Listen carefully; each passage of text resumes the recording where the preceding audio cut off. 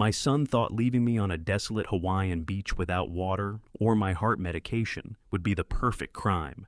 He drove away watching me in the rearview mirror, convinced I was a dead man walking. He did not know that 72 hours later, instead of identifying my body at the morgue, he would find me on the 6 o'clock news dressed in a $5,000 suit, putting pen to paper on a deal engineered to bring him down. The name is Wendell Pruitt, and what follows is the story of how I converted my own killing into a masterclass in revenge. Welcome to Honor Revenge Stories, a place where the truth always finds its way to the surface no matter how long it's been buried. If stories like this one speak to you, stay close and follow along so you never miss the next one. Before we go any further, I'd love to hear from you in the comments from what you've heard so far. Whose side do you find yourself on, and why? Some details in this story have been shaped for the purpose of audio storytelling, and any resemblance to specific real people or events is purely coincidental. What matters most here is the message at the heart of it. The air was suffocating, a dense, wet weight pressing down on my chest, each breath a labor. But the heat wasn't the worst of it. That honor belonged to the smell. My daughter-in-law, Lucinda, had drenched herself in some expensive cloying floral perfume that choked every cubic inch of that small cabin. Like a funeral parlor, throwing flowers over something it didn't want you to notice. Lucinda rode in the passenger seat, her manicured feet propped on the dashboard, swiping at her phone screen, despite the fact we'd had no signal for the past 20 minutes. She let out a slow, theatrical sigh. God, Darius, are we there yet? It smells like old people and sweat in here. I sat in the back, one hand locked around the safety handle above the door. My knees were burning. At 69 years old, carrying a history of heart trouble and 4 decades of logistics work at the Port of Baltimore, my joints had long since stopped cooperating. I studied the back of my son's head. Darius had the steering wheel in a white knuckle grip, his knuckles an ashy gray. He hadn't spoken a single word to me since we pulled away from the hotel. Almost there, babe, Darius muttered, his voice wound tight. Just looking for that spot the concierge mentioned, the one with the sunset view. I said nothing, but my frown did the talking. 40 years as a logistics engineer. I knew how to read a map, and I knew how to read a situation. We were heading into a dead zone. The vegetation pressed closer with every turn, the road narrowing to little more than a track. This was not a scenic lookout for tourists.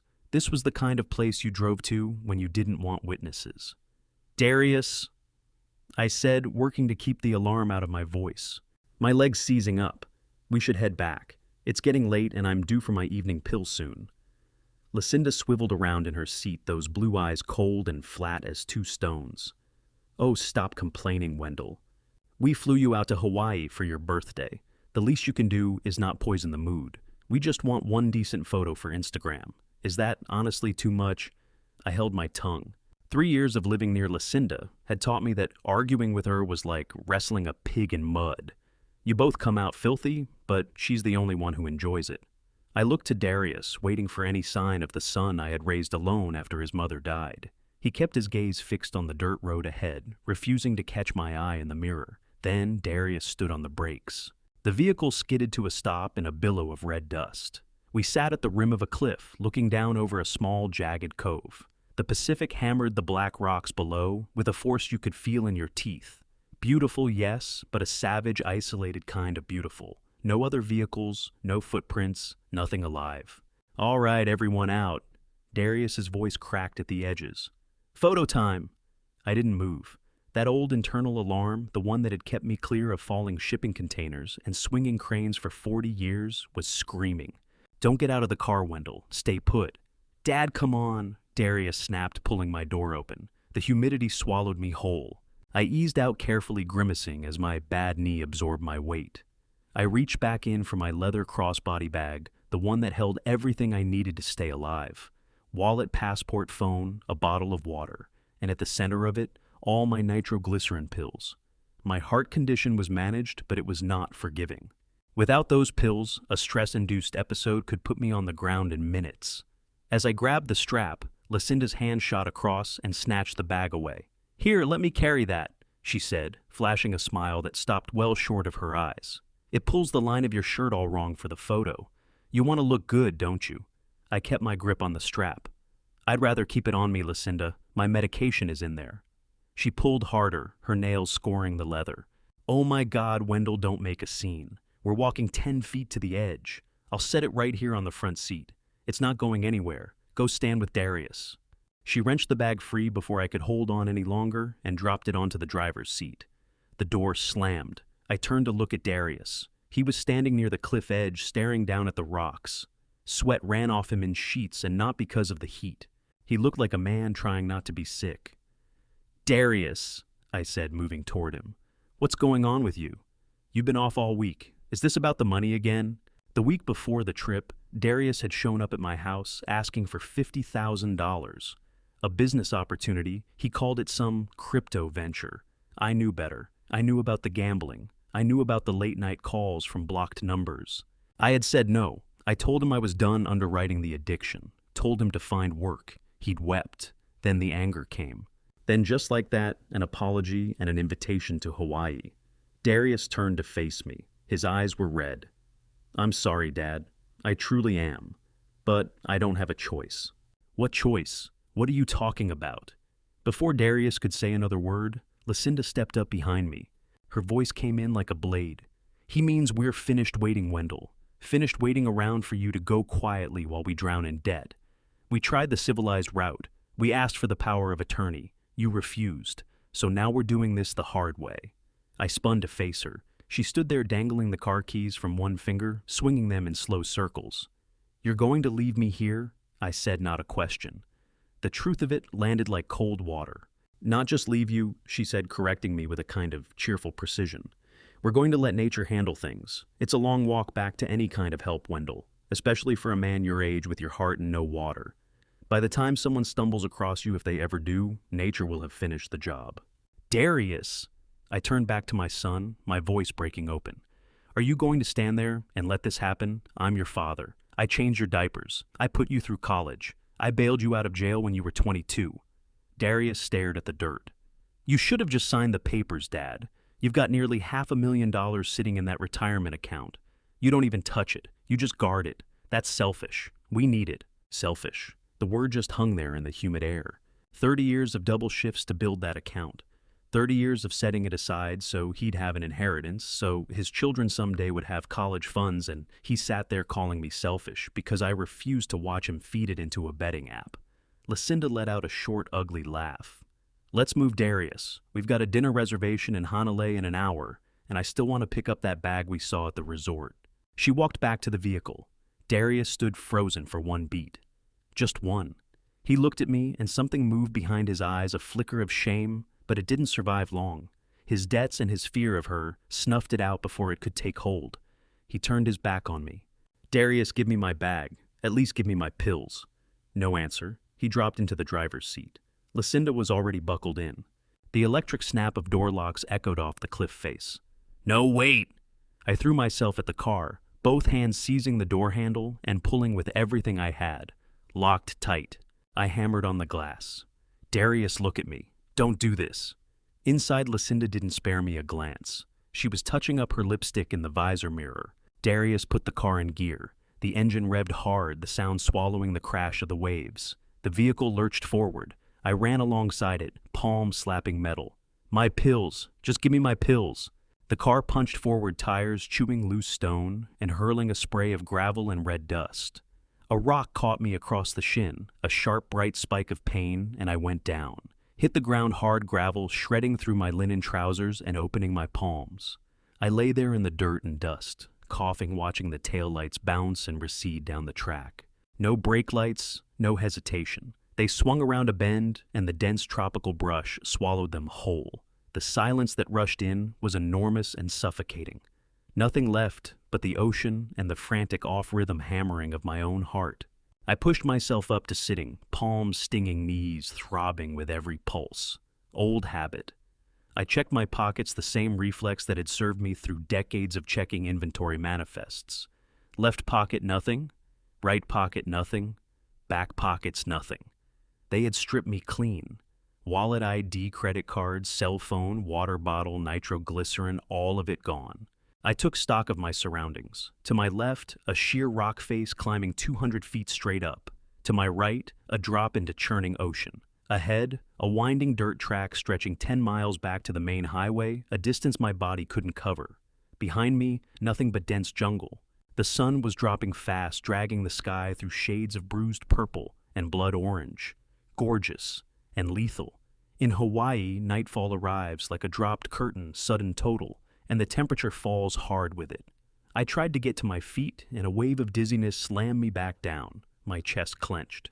That familiar squeeze, the angina tripped by the physical shock of the fall and the raw terror riding my nervous system. I pressed a hand to my sternum, fighting for air. I had to pull myself back from the edge of panic. Panic would kill me far faster than thirst. I shut my eyes and called up the shipping yard in my mind. Container A goes to Block B. Crane 4 moves to Dock 7. Order structure logic. Breathe, Wendell, breathe. I forced my lungs open slow and deliberate. 4 seconds in hold for 4 seconds out. I assessed my position the way I would assess a failed logistics chain. Resource audit first. The clothes on my back, light linen shirt. Chino's boat shoes, dressed for a hotel terrace, not rough terrain. No water, no food, no way to communicate. Asset audit. My mind, my anger. And yes, the anger was rising hotter and steadier than the Hawaiian sun at noon. Not the sharp, violent rage of a younger man. This was something colder and more durable. The fury of an old man who has just understood that everything he spent his life building has been deliberately betrayed. Darius hadn't simply left me to die. He had erased me from the equation. In his mind, I had stopped being a person and become nothing more than a barrier standing between him and a bank balance. I stared at the place in the dust where the vehicle had been. "You made a mistake, son," I said quietly to no one. "You didn't finish the job." I managed to get upright swaying. Walking 10 miles was not happening tonight. I needed shelter first, then water. I moved toward the edge of the trail, where the undergrowth met the rocks, looking for anything that would block the wind. Something white snagged my eye, a crumpled scrap of paper, half pressed into a tire rut in the dirt. I crouched down, ribs complaining, and picked it up. A lottery ticket. Darius must have stuffed it in his pocket at the gas station, and it tumbled out when he climbed into the car. I flipped it over. On the back in Lucinda's distinctive looping script was a note. High tide is at 10 p.m. If he stays on the beach, the water covers the rocks. 48 hours before anyone files a report. Transfer clears Tuesday. I stood there reading it twice, hands shaking. This was not abandonment. This was not a desperate, impulsive act born of financial pressure. This was a planned execution. They had researched the tide tables. They understood the banking timeline. They had chosen this exact location because the ocean would scrub away every trace of what they had done. I looked down into the cove. The water was already climbing white foam, pushing steadily higher, up the black rocks with each surge. If I had walked down to the water's edge the way they had suggested, I'd be trapped there right now with nowhere to go. I squeezed the paper tight in my fist. I was not going to die on this cliff. I was not going to hand them the outcome they had mapped out on the back of a lottery ticket. I was going to survive the night, and then I was going to reclaim every single thing they believed they had taken from me. But surviving the night came first. The sun disappeared, and the darkness fell like a physical thing. My chest clenched again, a warning shot from my damaged heart. I lay down under a low overhang, curling tight to hold in what warmth I had, and prepared for the longest night of my life to begin. The darkness that settled over the Maui coast was nothing like the soft, star-scattered sky they put on travel posters. It was a heavy, smothering blanket. The temperature dropped with a speed that felt deliberate tropical warmth replaced in minutes by a bone-deep dampness that worked its way into every aching joint. I huddled against the base of the cliff, the lottery ticket still clenched in my fist. That crumpled scrap had stopped being trash the moment I read the back of it. It was a signed confession now. High tide at 10 p.m. Lucinda's handwriting was neat and careful, the penmanship of a woman who sends thank you notes for bridal showers while plotting a murder. I checked my watch, a plain analog piece they hadn't bothered taking because it wasn't worth stealing. 9:15. The ocean was growing louder. I could feel the spray catching my face, cold and salt sharp. They had done their homework thoroughly. They knew exactly how this coastline behaved. If I stayed where I was, tucked into that narrow recess near the trailhead, the water wouldn't just reach my feet. It would drive me into the jagged lava rocks until there was nothing left worth identifying. I had to move. The understanding hit with the force of something physical. My legs were shaking, my knees swollen from the fall. but staying put was the same as surrendering. I looked up the trail, pitch black, a solid tunnel of shadow. I needed elevation. I found a piece of driftwood and used it as a cane to haul myself upright. Pain shot up my shin like a current, but I locked my jaw against it. Pain is just information, I told myself. A warning light on the dashboard. Noted. Keep the engine running. I started climbing away from the water, picking my way over sharp volcanic rock that opened fresh cuts on my palms. Every step cost me. I was a logistics engineer.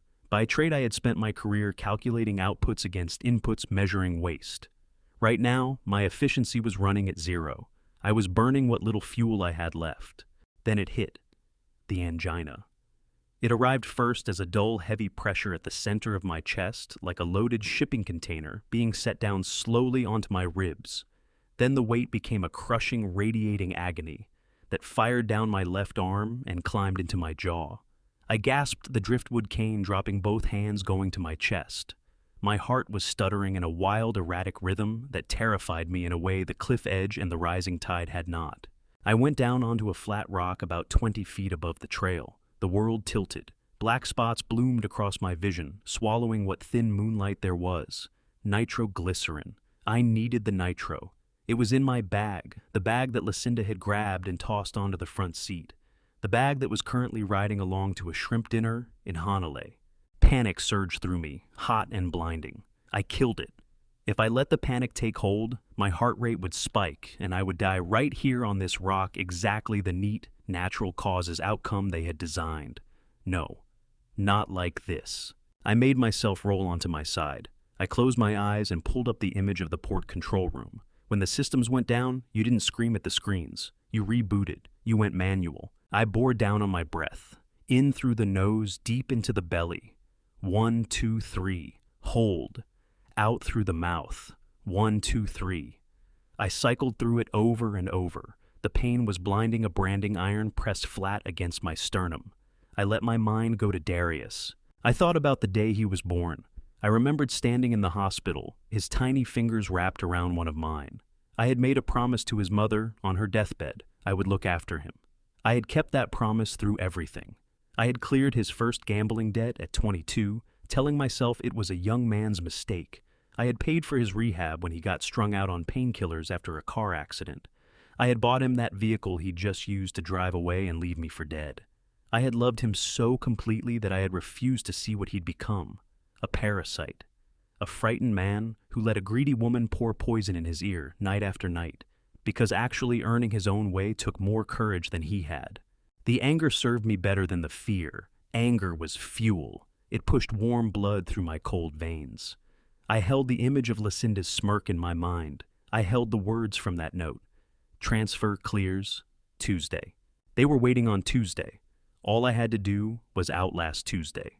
Slowly, agonizingly slowly, the crushing pressure in my chest began to ease. It didn't vanish, but it loosened its grip. My heartbeat settled from a frantic skipping gallop into something slower and steadier. I was still alive. I lay there on the rock, shaking hard, as the adrenaline drained out of me, leaving nothing behind but cold. Below, the ocean was in full fury. I could hear the waves detonating against the spot where I'd been sitting not 20 minutes ago. If I hadn't moved when I did, I would already be gone. Thirst arrived next, a dry, clawing rasp, working its way up my throat. Nothing had passed my lips since lunch. I ran my tongue across cracked skin and tasted salt spray. Drinking seawater wasn't an option. That was the kind of desperate mistake that ended in madness and organ failure. I searched the darkness around me. The foliage was dense here, broad tropical leaves pressing in from every side. It had rained earlier. The heavy humidity hanging in the air was evidence enough. I reached out and laid my hand on a large taro leaf, slick with moisture. I bent it down carefully, tilting the blade toward my mouth. A thin trickle of water, maybe a tablespoon's worth, ran along the central vein and hit my tongue. It tasted of soil and green things, but it was fresh. I worked my way through several more leaves the same way. It wasn't nearly enough to douse the thirst, but it was enough to stop my throat from seizing up. I curled tight on the rock knees, drawn up to hold in what warmth my body could still generate. The night stretched ahead of me, vast and merciless. Every sound from the undergrowth Every rustle and snap registered as a wild boar or a centipede moving in close. But the real predators weren't out here in the dark. They were back at the hotel ordering room service. As I slipped into a shallow, pain-racked doze, my mind drifted back to where all of this had started. 3 weeks before Darius had shown up at my house in Baltimore, he wasn't there to ask. He was there to demand.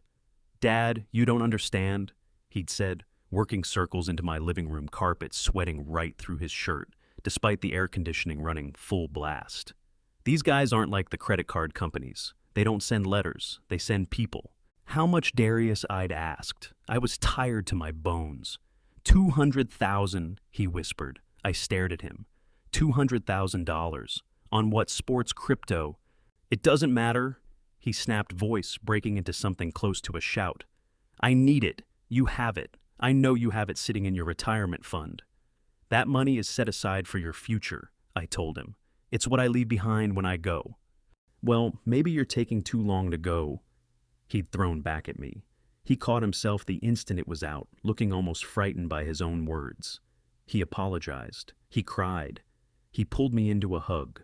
I had written it off as panic, a scared boy saying something he didn't mean under crushing pressure, lying on a rock above the Pacific.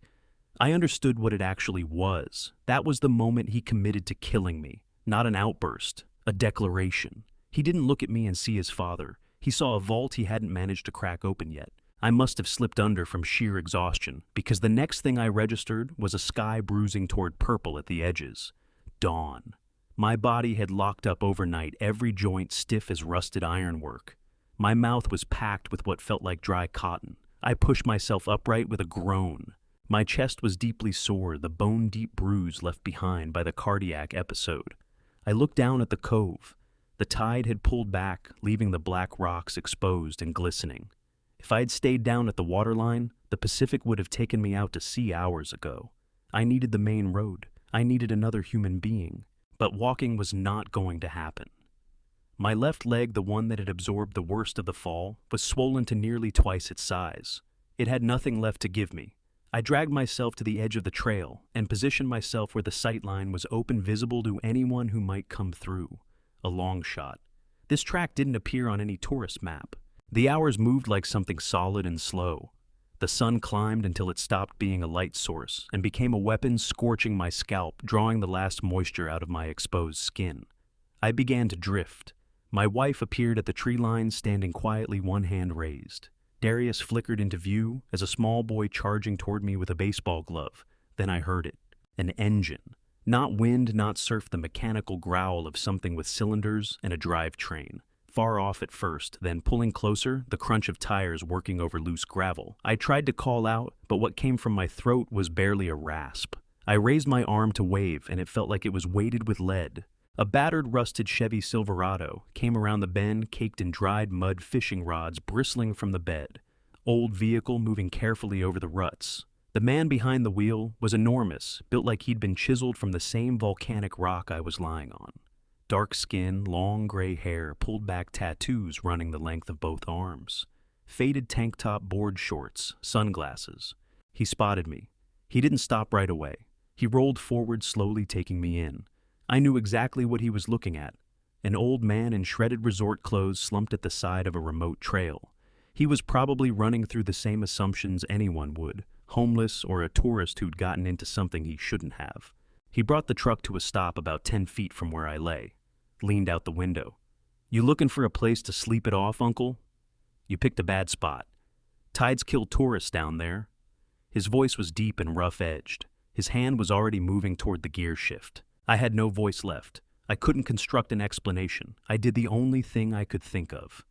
I gathered everything I had left and tore open the front of my linen shirt buttons, scattering, and pulled it apart. I pressed a shaking finger to the long, vertical scar bisecting my sternum, the zipper scar, the permanent signature of open heart surgery. The big man went still. He studied the scar. He studied my face, the ashen cast of my skin, the bluish tinge creeping into my lips. He shoved the truck into park and cut the engine. The door swung open and he stepped out. 6'4" at least, but he covered the ground between us faster than his size suggested possible. He dropped to a knee beside me, one large hand resting lightly on my shoulder. He didn't mention being drunk again. His free hand went into his own pocket and came out holding a small orange pill bottle. He gave it a shake. The rattle of pills. "Got a tick or two in here, Uncle," he said, his voice dropping to something quiet and steady. "Looks like you need one of these more than I do." He popped the cap, tapped out a small white tablet, and placed it under my tongue. The taste was bitter and sharp, and the finest thing I had ever experienced. He uncapped a thermos, poured a measure of water into the lid, and held it to my mouth. "Easy," he said. "Not too fast." I drank. The water was cold, and it moved through me like something being restored to its proper place. The big man settled back on his heels and watched me with dark, steady eyes that missed nothing. He took in the wrecked clothes, the missing shoes, the bruising on my arms. He swept a look around the cove. No vehicle, no gear. Just an old man left alone to finish dying. His expression shifted when he looked back at me, not pity. Something harder, recognition. "Someone dropped you off like a stray dog, didn't they?" he said. It wasn't really a question. I nodded. The tears came then finally without my permission. "My son?" I rasped. "My son." The man's jaw set. He rose to his full height and extended a hand the size of a catcher's mitt. "My name is Makoa," he said, "and nobody dies on my beach unless I say so. Let's get you up. We've got work to do." I took his hand. As he hauled me to my feet, something shifted in the calculation running through my head. I wasn't just being pulled off the ground. I was being handed a weapon. And Darius had absolutely no idea what kind of storm he'd set in motion. The sun climbed over the Pacific like a welding torch being lit directly in my face. I came back to consciousness not to the smell of coffee or the sound of birds, but to the raw sensation of my own skin, contracting as it burned. My lips had split open down the center, tasting of dried blood. Swallowing felt like dragging sandpaper over an open wound. I was still pressed against the rock, my body one long inventory of damage, bruised muscles, seized joints, ribs that complained with every breath. The Paradise Hawaii cells and brochures had nothing to do with what I was looking at now. What surrounded me was indifferent, brutal nature that had no opinion about whether I lived or died. A crab worked its way sideways past my foot, patient and unhurried. I understood the message. If I stopped moving, I would simply be recycled. I tried to push myself upright, and the world lurched sideways. My heart knocked unevenly inside my chest, frantic and off-tempo, battering against ribs that felt too tight to hold it. The angina was back, a dull, insistent pressure on my sternum, quietly threatening to follow through if I pushed my body even slightly past its limit. I let my eyes close. I allowed myself for just a moment to accept the possibility that this was it, that I was going to calcify on an unnamed beach while my son raised a glass somewhere and toasted his inheritance. Then I heard it, a mechanical grinding cutting through the air, the sound of a combustion engine fighting the terrain. It grew louder, a guttural roar that traveled up through the ground and into my spine. I forced my eyes open. Through the shimmer of heat and pain, a battered, rusted Chevy Silverado came pushing out of the jungle trail like something feral and iron-boned. Caked in mud suspension, riding high tires, massive and knobby, the truck ground to a stop about 20 feet out. The driver shut the engine down, and the silence that fell was almost physical. A man climbed out. He was enormous, a wall of muscle and dark skin, long gray hair pulled back in a salt-stiffened ponytail. Board shorts, a faded tank top, both arms sleeved in tribal tattoos. He moved like someone who had never once worried about whether he could handle whatever was in front of him. He walked toward me with a slow, deliberate stride and stopped 5 feet away, looking down through mirrored sunglasses. I caught my own reflection in the lenses. I looked like a man who hadn't quite finished dying. I watched him wrinkle his nose. He'd already made up his mind about me, drunk tourist, bad night, wrong beach. He shook his head with a short grunt of disgust and started to turn away. "No!" I tried to shout, but what came out was a thin, scraped croak. I couldn't let him go. This was the only chance I was going to get. I reached into whatever reserve my adrenal glands had left. My hands trembling beyond my control, I clawed at the buttons of my ruined linen shirt, tore them open, fabric giving way. I levered myself up on one elbow, pain detonating through my chest, and exposed my torso.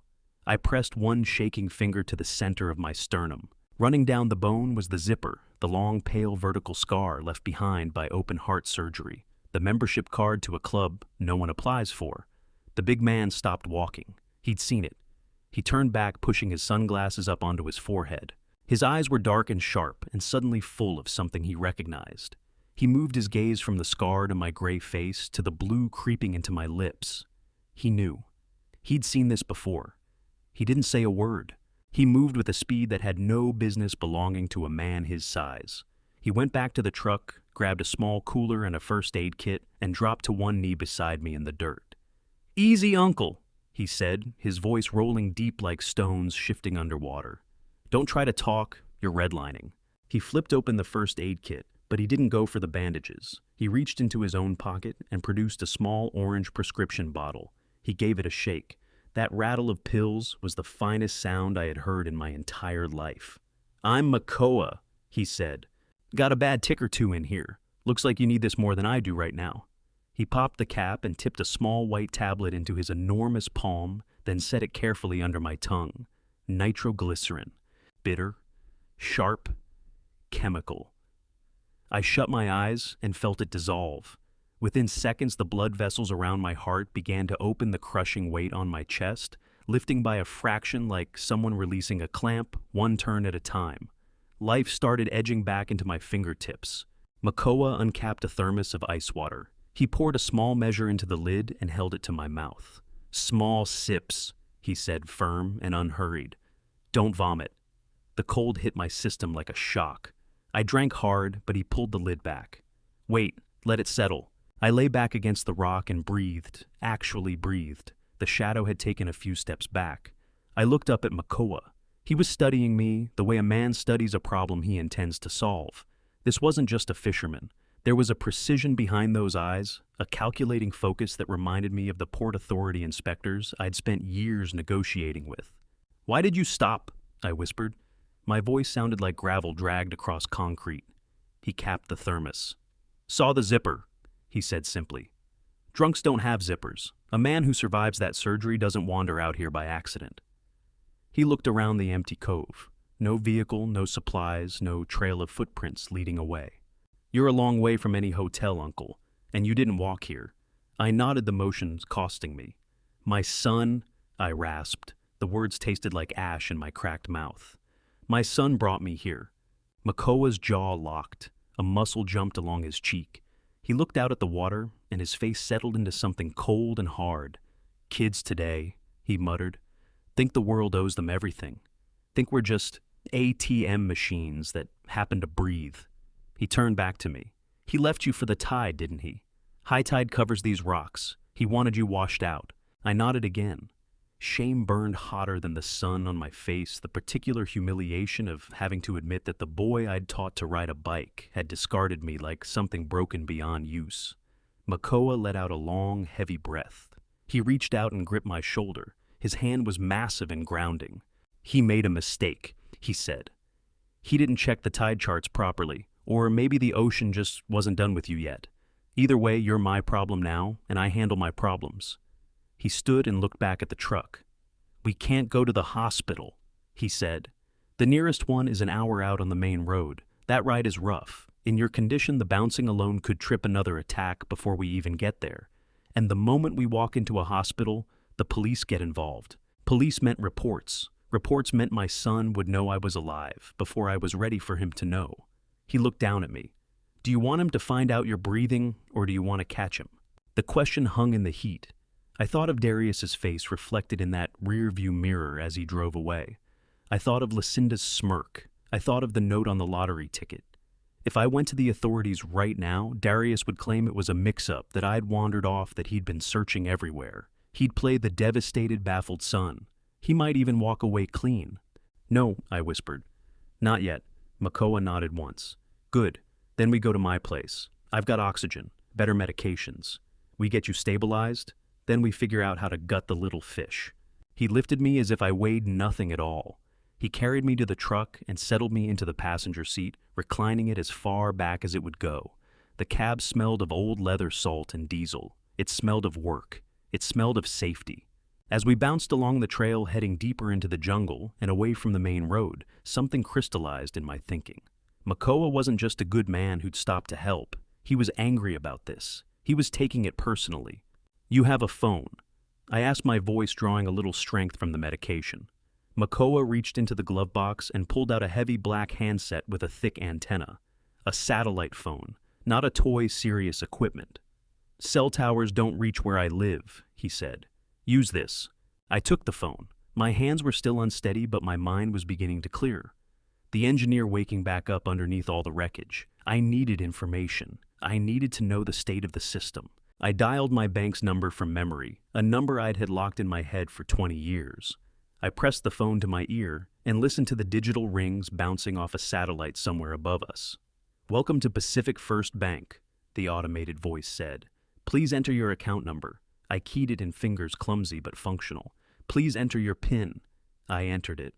The silence while the system worked felt longer than the whole night I'd just crawled through. Main menu, for balance press 1, for recent transactions press 2. I pressed 2. "Pending transactions," the voice said, flat and indifferent. My heart lurched. One pending transfer in the amount of $450,000 to account ending in 4091. Status pending authorization. Reason high-value transfer requiring verbal confirmation or 48-hour clearing period. Pending. That single word was the most beautiful thing I had heard since Makoa's pill bottle rattled. It was Tuesday, or possibly Wednesday. I had lost my grip on time out there on that rock, but the bank had flagged it. A transfer that size tripped the wire. They were holding it, waiting for either a confirmation call from me or for the clock to run out. Darius and Lucinda were waiting too, sitting in their hotel room, watching the minutes tick by, expecting that money to land in their account so they could clear their debts and catch a flight home. They assumed I was dead. They assumed no one remained to block the transfer. They were wrong on both counts. I glanced over at Makoa. He was watching me from the corner of his eye, one hand resting easy on the wheel. "They tried to move the money," I said, my voice flat and cold. "It's pending." Mac showed his teeth in a grim, wolfish kind of smile. "Then they're not going anywhere," he said. "Men who are waiting on $500,000 don't abandon an island. We had them pinned." I stared at the satellite phone in my hand. I could kill the transfer right now. I could lock the account down cold. But the moment I did, Darius would get an alert. He'd know something had shifted. He might bolt. He might vanish into thin air. I had to be smarter than that. I needed to freeze it without tipping them off. I needed them to keep believing the money was on its way until the very last breath of it. I ended the call. I did not cancel the transfer, not yet. I needed a lawyer first. I needed Hiroshi. Makoa swung the truck onto a private paved driveway concealed behind a dense wall of ferns. We climbed higher, leaving the beach far below, rising toward the top of the ridge. "Where are we headed?" I asked. "My place," Makoa said. We punched through the tree line. I caught my breath. I had been expecting a shack, a fisherman's hut maybe. What rose before me was a fortress, a sweeping modern compound of glass and steel balanced on the lip of the cliff, commanding the entire stretch of ocean below. It was an engineering marvel. There were solar arrays, rain catchments, and a helipad. Makoa caught my expression and let out a low chuckle. "I fish for fun, uncle," he said. "I made my money in land development. I own this mountain, and I own the beach your son left you on." He eased the truck to a halt before a pair of massive double doors. "Welcome to headquarters, Wendell. Let's get you cleaned up. We have a war to plan." I looked at the man who had pulled me back from the tide. He wasn't some local with a beat-up truck. He was a titan living in plain sight just like me. My son had thought he was walking away from a retired logistics manager. He was about to go head-to-head with two angry wealthy old men who had nothing left to lose and millions of dollars ready to move. I tightened my grip on the satellite phone. The ache in my chest hadn't left, but its nature had changed. It wasn't the pain of a man dying anymore. It was the pain of a heart hammering toward vengeance. "I'm ready," I said. Makoa nodded. "Good, because the news cycle kicks off at 6, and I think you're going to be the headline." I gripped the satellite phone hard enough to feel the plastic casing flex under my fingers. My thumb hovered over the emergency dial. It was the logical move, the safe move. Call the police. Report the attempted murder. Watch them lead Darius out in handcuffs while I recovered in a hospital bed. It was the procedure I'd lived by my whole life. Follow the rules. Trust the system. But a massive hand closed around my wrist. Not violent, immovable. Makoa kept his eyes fixed on the winding private road, but his grip was iron. "Put the phone down, Wendell." I stared at him. "Are you out of your mind?" They tried to kill me. They left me for the tide. That is attempted murder. I'm calling the cops." Mac shook his head slow and deliberate. The truck lurched over one final bump before the road smoothed into clean blacktop. "Think like an engineer, not like a victim. Walk it through. What actually happens if you call the police right now? They go to the hotel. They knock on the door. Your son answers. He looks devastated. He cries. He says, 'Oh, thank God my father is alive. He wandered off. He's been confused lately. We were so worried.'" I opened my mouth. The words didn't come. I knew Darius Mack went on his voice low and granite hard. I knew Lucinda. They were professional liars. They'll spin it. The cops will side with the young sobbing couple over the dehydrated, disoriented old man with a heart condition. They'll release you into their custody. They'll walk you back to that hotel, and tonight they won't make the same mistake. They won't drive you to a beach. They'll overdose your meds in the room, or you'll slip in the bathtub, or you'll have a tragic heart attack in your sleep. And this time, there'll be no tide to wait for. They'll finish it, and they'll have you cremated before an autopsy can happen. The cold logic of it hit me like ocean spray. He was right. Walking back into that hotel now was handing them a second shot. "So, what do we do?" I asked, my voice trembling with something that had moved past fear and into fury.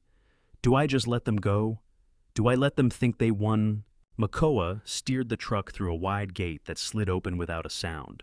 "No, we don't let them go. We let them think they won. We let them sit in that hotel room ordering champagne and counting your money. We keep them on the island, and when the traps close, there won't be a millimeter of wiggle room. No wandering off. No excuses.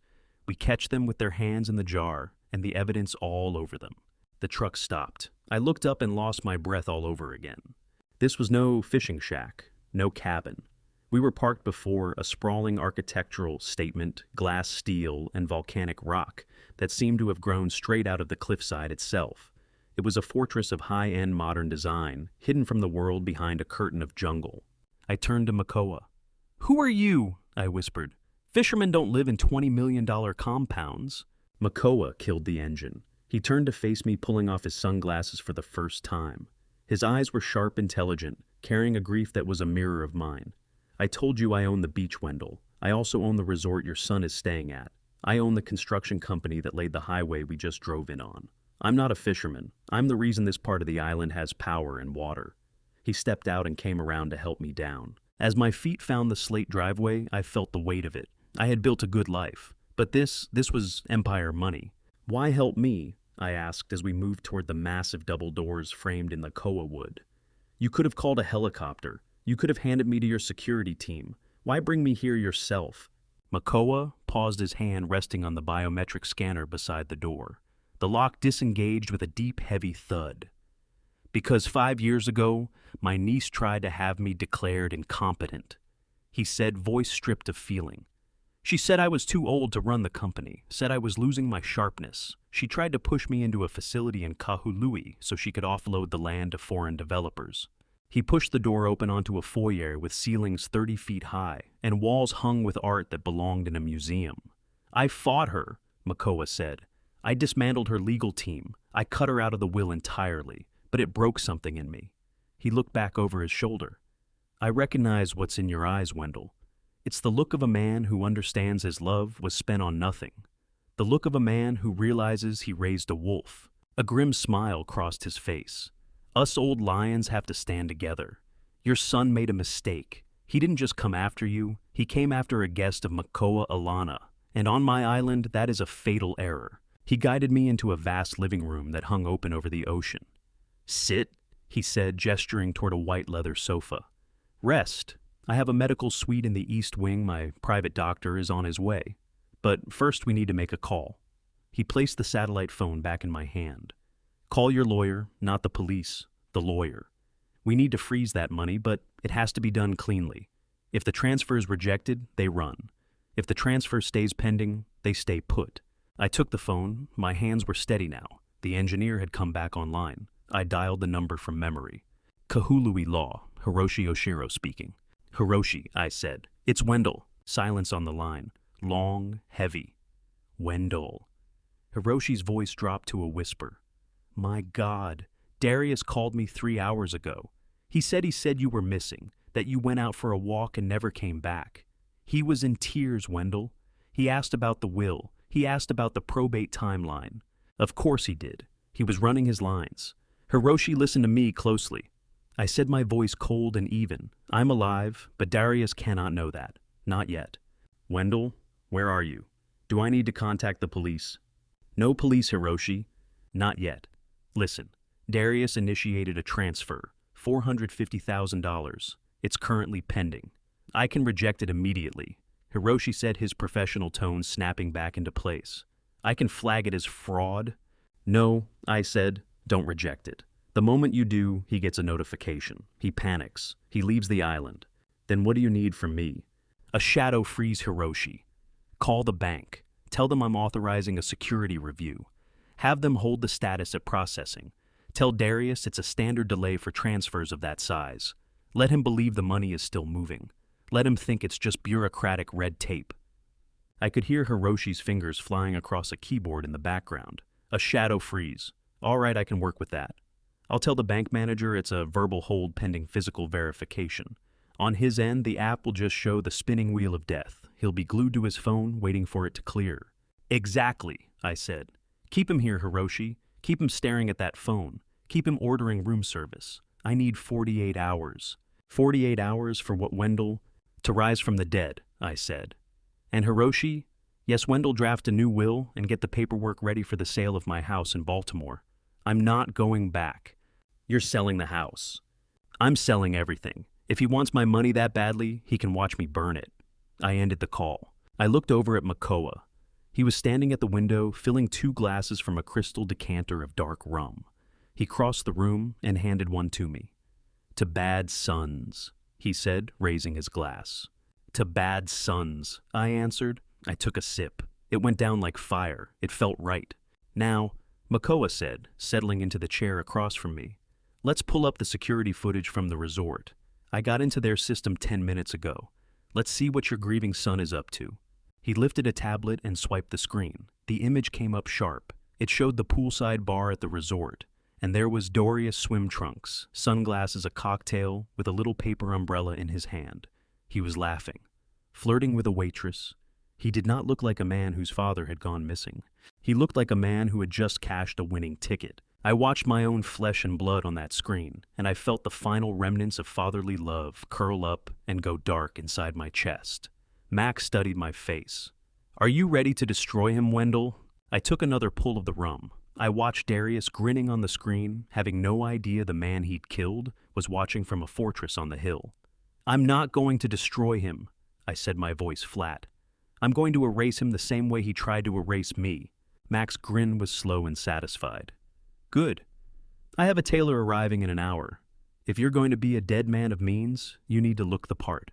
I settled back into the leather sofa. The ache in my chest was gone, replaced by something cold and clear. The nature of the game had shifted. Darius was playing checkers with a dead man. I was playing chess with a king. While I sat in that fortress of glass and steel, sipping aged rum and planning my resurrection, my son and his wife were busy celebrating my death. Makoa had tapped into the internal security feed of the Wailea Grand Resort. It was a staggering display of power, and right now it was precisely what I needed. On the high-definition screen, I watched them at the best table in the resort's open-air seafood restaurant. The sun was sinking, painting the sky in the same blazing oranges and purples I had watched die away from that beach. But they weren't watching the sunset. They were watching a waiter debone a whole roasted sea bass at their table. Darius looked jumpy at first. His eyes kept cutting across the restaurant as though he expected police to come through the door at any moment. His foot was tapping a nervous habit he'd carried since he was a small boy. But Lucinda looked radiant, glowing. She wore a white dress that set off her tan, and she was laughing at something the waiter had said. There wasn't a trace of guilt on her face, only relief. She looked like a woman who had dragged a heavy bag of garbage to the curb, dropped it, and was now brushing her hands clean.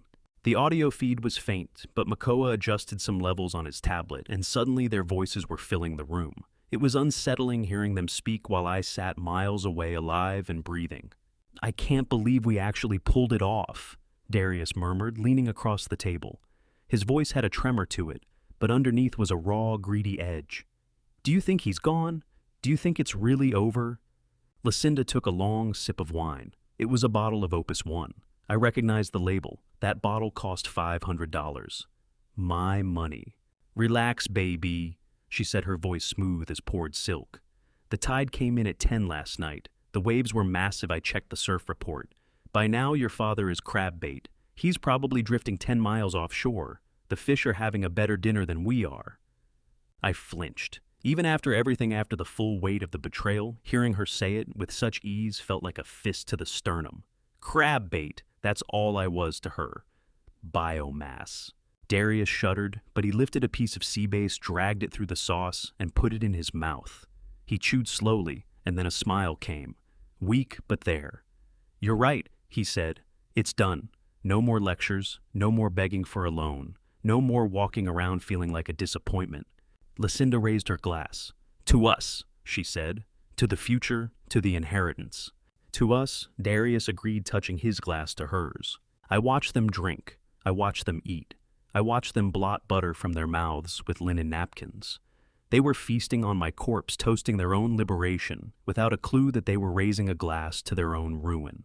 Every bite, every sip of wine was another nail I was hammering into the coffin I was building for them. Mac looked over at me, expression grim. "You need to see this, Wendell," he said quietly. "You need to see exactly who they are when they think no one is looking. This is the fuel you'll need for what comes next." I nodded. I didn't look away from the screen. I committed every smile to memory, every laugh, every casual indifferent gesture. I let the hatred set in my chest like concrete, filling the spaces where the broken pieces of my heart had been. They were living high right now, but the bill was coming, and the total was going to be far beyond what either of them could pay. After dinner, they didn't retreat to their room to grieve. They didn't sit in silence wrestling with the weight of what they'd done. No, they went shopping. The resort had a row of luxury boutiques lining the walkway. Gucci, Louis Vuitton, Hermes, the kind of establishments where the price tags face down, because if you have to look, you probably shouldn't be there. Lucinda moved toward them, with the bearing of a general advancing on a conquered city. Darius trailed a few steps behind his eyes, moving hungrily across the window displays. They went into the Hermes Wiley boutique. A young sales associate with a composed, practiced smile stepped forward to greet them. Lucinda didn't acknowledge her. She walked straight to a display case and pointed. It was a Birkin orange leather gold hardware. I knew enough about luxury to understand that bag was worth more than my first car. "I want to see that one," Lucinda said. The associate hesitated. "That's a display model, ma'am. These bags are typically reserved for our long-standing clients." Lucinda laughed a short, hard sound. "I don't want to wait," she said. "I want to buy it today. My husband is very wealthy. He just came into a sizable inheritance." She looked at Darius. He straightened up, trying to inhabit the role of grieving billionaire. "Get it for me, Dare," she purred. "You owe me. I did the hard part. I made the plan." Darius nodded. He reached into his wallet and drew out a black credit card. I leaned in closer to the screen. It wasn't his card. It was mine. The supplementary platinum card I had issued him for emergencies only. A flat tire, a medical bill, not a $20,000 handbag. My phone sitting on the table beside the satellite phone buzzed. A notification from my banking app. Transaction attempted. Hermes Wailea Boutique. Amount $22,500. Approve or deny. I looked at Makoa. He was watching me, his finger resting over the tablet. "If you deny it, they'll know," he said. "They'll know the card is live and being watched. That might spook them. They might run." I picked up my phone. My thumb sat over the deny button. God, I wanted to hit it. I wanted to watch the color leave Lucinda's face when the card got declined. I wanted to see the associate slide that bag back behind the glass. But that was small thinking. Petty revenge. I was after something much bigger. "Let it go through," I said, my voice flat. "Let them keep digging their own grave. That's grand larceny. That's fraud. When the police lay eyes on that receipt, it'll just mean another 10 years tacked onto their sentence." I pressed approve. On the screen, I watched Darius swipe the card. He held his breath. I could see the perspiration on his forehead from where I sat. He was terrified it would bounce. He was convinced a machine beep would bring officers swarming out of the back room. The terminal chirped. Approved. Darius exhaled long and shaky. He smiled at the associate. "Wrap it up," he said, his voice sliding into arrogance now that the threat had passed. "And throw in a scarf." Lucinda actually squealed like a child tearing open a gift on Christmas morning. She clutched the bag against her chest, kissed Darius on the cheek. "You're the best," she said. "See, I told you it would be fine. The old man is gone. The money is ours. Nobody's watching." Emboldened, Darius drifted over to the jewelry counter. He pointed at a watch, a Rolex Submariner, heavy gold, loud and flashy. "I'll take that one too," he said. "Something to remember this trip by." I watched him run my card a second time. Another notification on my phone. $15,000, approved. They strolled out swinging their bags, moving like royalty through the boutique row. They were drunk on power, on theft, on the particular adrenaline of thinking they'd gotten away with murder. They believed themselves untouchable. They believed the world had already handed them everything they wanted. But their victory lap was about to hit a wall. As they headed back toward the hotel lobby, Darius's cell phone rang. He stopped mid-stride. He pulled it from his pocket, looked at the screen, and the color drained from his face in an instant. The arrogance evaporated. What replaced it was pure primal fear. He glanced at Lucinda. She was busy admiring the Birkin and didn't notice. Darius stepped away, moving into the shadow of a nearby palm tree. Mac tapped the screen. "I can get into his phone microphone," he said.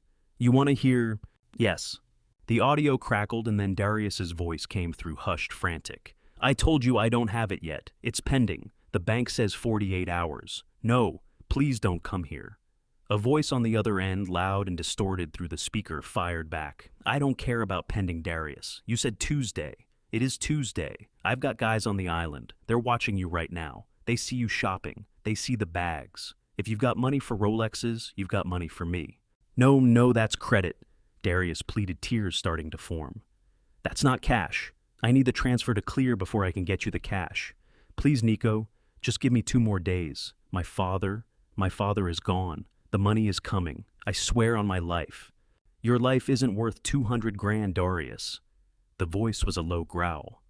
"You've got until midnight tomorrow, and I'm not sending guys to break your legs. I'm sending them to cut your Achilles tendons. You will never walk again. Do you understand, midnight?" The call ended. Darius stood there in the shadows, shaking. He looked down at the Rolex on his wrist like it was a shackle. He looked over at Lucinda, who was waiting for him, foot-tapping impatiently. He wiped his face, trying to pull himself together. He put on a smile, a mask of composure that was already fracturing at the seams. He walked back to his wife. "Who was that?" she asked, suspicious. "And just work," Darius lied. "Password thing. It's nothing." "Work," she scoffed. "You don't have a job, Darius. Don't lie to me, too." "I'm not lying." He snapped, his voice spiking. "Let's just go up to the room. I'm tired." I sat back in the leather sofa at Makoa's estate. The pieces were settling into place. The desperation. The reckless, clumsy execution of the whole thing. Darius wasn't simply a greedy son. He was a hunted man. He had borrowed from sharks, and now he was feeding those sharks his own father to stay alive. $200,000. That was the price of my life. That was what I was worth to him. I looked at Makoa. "He's scared," I said. Good," Makoa replied. "Scared men make mistakes. Scared men walk straight into traps." I got up and moved to the window, staring out at the black water. Somewhere beyond the glass, the tide was coming in again, moving across the same rocks where I was meant to die. "He has until midnight tomorrow," I said. "That gives us 24 hours. 24 hours to set the stage." Makoa agreed without a word. I pressed my fingers against the scar on my chest. "Get the tailor," I said, "and call the TV station. If my son wants a show, we're going to give him the performance of a lifetime." The game had moved past survival. Now it was about timing. Darius was being squeezed from both sides, loan sharks at one end, his dead father at the other. He was caught in a vice, and I was about to start turning the handle. The screen lit up with the high-definition feed from the Wiley Grand Resort Spa. Soft light-scented candles, music engineered to dissolve every care in the world. And there, face down on a massage table with a white towel across his lower back, was my son. Darius was getting a deep-tissue bamboo massage. I watched in a silence louder than any scream. While I had been lapping rainwater off leaves and fighting off a heart attack on a jagged rock, he was having a therapist work bamboo rods along his spine to ease his tension. He looked completely at ease, eyes closed, breathing deep and slow. Makoa stood beside me, arms folded across his broad chest. He said nothing. He understood there were no words adequate for this moment. I slipped my hand into my pocket, the one in the borrowed shorts Makoa had given me. My fingers found a small, water-damaged square of photo paper. It was the only thing I'd managed to keep hidden when Lucinda took my bag. A photo of Darius and me at his college graduation. My arm draped around his shoulders, my face split wide with pride. He was smiling too, looking like the world was already waiting for him. I pulled the photo out. The edges were soft and fraying, the colors bleeding from the salt water and sweat. I looked at the young man in the image, the boy I had raised, the boy I had shielded from every hard blow life ever tried to land. Then, I looked at the man on the screen, the man currently asking the masseuse to spend more time on his shoulders because he carried so much stress. Stress, the stress of murder, the stress of waiting for a wire transfer. I stood and walked to the fireplace where a small gas flame danced over glass stones. A decorative fire clean, controlled much like the life I was about to tear apart. I held the photo above the flame. I didn't hesitate. I didn't cry. I watched the edges curl and go black.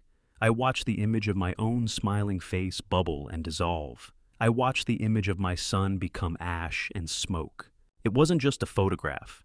It was Wendell the father, the man who made excuses and gave second chances, the man who kept bailing his son out year after year. That man drowned on the beach. The man standing before the fire was someone different entirely. I was Wendell the Punisher, a force as cold and unyielding as the tide that was supposed to swallow me whole. I let the last corner drop into the flame and watched it vanish. I turned back to Makoa. The grief was gone from my eyes. There was only the mission. Makoa nodded. He understood completely. He pressed a command on his tablet and the screen went dark, cutting off the image of my son's leisurely afternoon. "It's time," Makoa said. We moved to the study, a room that looked far more like a war room than a home office. Maps of the island covered one wall. Schematics of port infrastructure filled another. Makoa had not been resting while I recovered. He had been planting seeds. "I've already passed word to my contacts at the Chamber of Commerce," Mock said, gesturing toward a list of names on a whiteboard. "What comes next is the moment everything Wendell has been quietly building is about to be tested. He is standing at a crossroads, the kind where one wrong move unravels everything, and the right move requires a nerve most people simply do not have. Let me ask you this before we get there. If you discovered that someone close to you had been working against you all along, would you confront them on the spot, or would you wait and let the truth do its own work?" Rumors move faster than light on this island. By noon, everyone who matters had heard that a quiet investor from the mainland had touched down a logistics titan, a man who specializes in deep-water port restructuring. Makoa looked at me. "That's you, Wendell? We're not inventing someone new. We're just amplifying what's already true. You are a logistics expert. You know the shipping lanes better than anyone alive. We're simply adding a few zeros to your net worth in the public eye." I nodded. The cover held because it was built on fact. I could go deep with any engineer or port official for hours without faking a single detail. I didn't need to manufacture the knowledge, only the net worth. Mac pressed a button on his desk. The double doors swung open and 3 people entered: a barber, a tailor, and a woman, carrying a metal briefcase. "We have 4 hours until the evening broadcast," Makoa said. "You need to look like $5 million in cash." What followed was a whirlwind. The barber cut my gray hair close, giving me a sharp military-style trim that brought out the hard angles of my face. He shaved my jaw clean, leaving my skin smooth and carrying the scent of sandalwood. The tailor was an Italian man who barely spoke but moved with surgical precision. He measured my shoulders, my inseam, my neck. Then he produced a suit that was a genuine work of art, a midnight blue 2-piece cut from Italian wool so fine it draped like silk. Not the kind of suit you wear to a meeting, the kind you wear to own one. I put it on. It fit like armor. The shirt was white and crisp stiff at the collar. The tie was deep navy. I looked in the mirror. The man staring back wasn't the exhausted retiree who'd been begging for his medication on a beach. He was a shark. He was the kind of man who eats weak suns for breakfast. The woman with the briefcase stepped forward and opened it. Inside was a collection of watches that together were worth more than my house in Baltimore. Mac pointed. "That one." She lifted it out in Audemars Piguet Royal Oak stainless steel silver face. Understated elegance. The kind of watch that whispers money instead of shouting it. I fastened it around my wrist. The weight of it steadied me. Makoa handed me a pair of shoes, hand-stitched leather Oxfords buffed to a mirror finish. I slipped them on. I stood up straight, ignoring the dull throb in my ribs. I felt taller. I felt dangerous. Mac looked me over and let a slow smile cross his face. "Now, that is a man I would think twice before crossing," he said. We walked out to the terrace. A news crew van was already winding its way up the private road. Makoa had called in a favor with the station manager, an exclusive sit-down with the mysterious investor poised to rescue the local shipping industry. Perfect bait. While the crew arranged lights and cameras against the backdrop of the Pacific, I sat in a chair going over the talking points Makoa had drawn up. Simple script, infrastructure, investment, the future. But my mind wasn't on the port. My mind was in the hotel room, where Darius was waking up from his nap and reaching for his phone to find a bank notification that would never arrive. The sun began its descent, pulling long shadows across the terrace. The air was thick with humidity and something else, tension. "We go live in 10 minutes, the producer called out. I closed my eyes for a moment, drawing myself inward. I was about to give the performance of my life. 10 miles away, things felt very different. Makoa had the audio feed running through his earpiece and relayed the scene to me. Darius was pacing the room. He had checked his banking app 50 times in the past hour. The spinning wheel was still spinning. Transaction pending. Security review. He was muttering, his voice climbing in pitch. "It's been 48 hours. It should have cleared by now." Lucinda was on the bed, filing her nails, attempting composure and losing the battle. "Stop pacing, Darius. You're making me anxious. It's just a delay, banks drag their feet." "It's not just a delay," Darius snapped. "Nico texted me again. He sent a photo of our house in Baltimore. He knows where we live. He knows we're not there." "Relax," Lucinda said, though the steadiness in her voice had cracked. "Your father is gone. There's no one left to block that transfer. It's automatic, we just have to hold on." "Hey, hold on." Darius laughed, a sound that had nothing to do with humor. "I don't have time to hold on. Midnight, Lucinda, midnight tonight." He yanked a bottle of vodka from the minibar and pulled a long swig straight from the neck. "Maybe we should call the bank," he said. "No," Lucinda's voice came out sharp as a blade. "Do not call the bank. If you call, you look suspicious. Let it process." They sat there in that lavish room, locked in a cage entirely of their own construction. The air conditioning hummed. They were sweating anyway. Their eyes kept drifting to the clock on the wall, the second hand measuring out the moments of their lives. Tick, tick, tick. They were waiting for money. They were waiting for salvation. I was waiting for the red light on the camera. 5432. The producer pointed. The red light came on. I looked directly into the lens. I didn't smile. I didn't blink. I looked through the glass, through the airwaves, through the screen in that hotel room, and stared straight into my son's soul. "Good evening," I said, my voice deep and level. "My name is Wendell Pruitt, and I'm here to talk about the future." The trap was set. The bait was in the water. And the sharks were hungry. The air conditioning in the luxury suite at the Wailea Grand Resort was locked at 68 degrees, an artificial chill that cut sharply against the humid tropical night pressing against the windows. Inside, the atmosphere was suffocating. Darius and Lucinda sat on the edge of the king-size bed, hemmed in by the wreckage of their anxious waiting. Empty room service trays sat stacked on the floor, picked over burgers and wilted salads. A bottle of expensive champagne rested in a bucket of water that had long since stopped being ice. They were saving it for the confirmation. They were waiting for a body. Darius had the remote in a hand that wouldn't stop trembling. He kept cycling through local channels, eyes bloodshot and frantic. Hunting for a breaking news banner, desperate to hear the words "unidentified elderly man found on North Shore Beach." He needed that closure. He needed the loose end he had created to be knotted off for good. Lucinda paced the room, her heels striking sharp against the hardwood floor, wearing a silk robe that cost more than my monthly mortgage payment back in Baltimore. She stopped at the window, staring into the darkness where the ocean churned invisibly below. "Stop flipping channels, Darius," she snapped. "You're making me dizzy. If they found him, it would be wall-to-wall coverage. It's a small island, dead tourists make headlines." "Maybe they haven't found him yet," Darius muttered, pausing on the local KH2 newsfeed. "Maybe the tide carried him out further than we figured. Maybe he's just gone." "That's actually the best outcome," she said, turning back toward him. "No body means no investigation. We file a missing persons report tomorrow. We look devastated. We fly home, and when the 7 years are up, we declare him dead in absentia." "I cannot wait 7 years, Lucinda." Darius's voice cracked open. "Nico needs his money by midnight. If that transfer doesn't go through, I'm a dead man. I need a death certificate to unlock the life insurance immediately if the bank transfer gets blocked."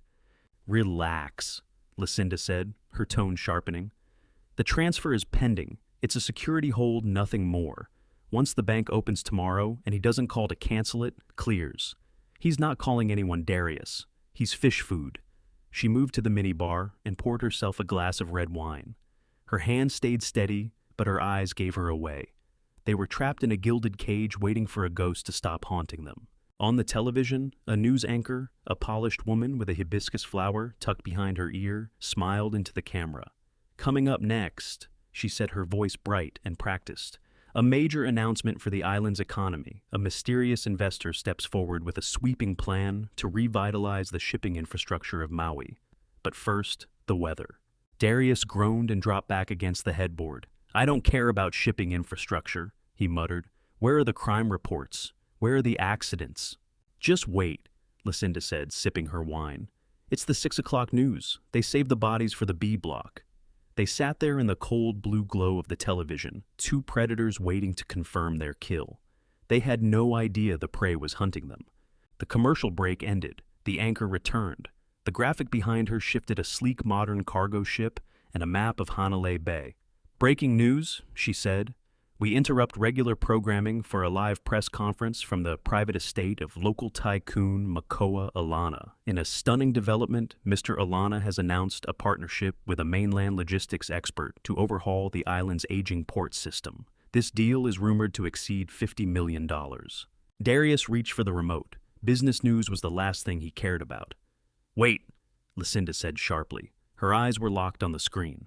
"Look at that." The camera cut to a live feed. It showed the terrace of Makoa's estate, the same terrace I had been standing on, with the dark ocean behind a podium bristling with microphones. Max stood there looking composed in a loose white shirt, but he wasn't the focus. Beside him stood a man in a midnight blue Italian suit that fit like a second skin, an Audemars Piguet Royal Oak catching the glare of the TV lights.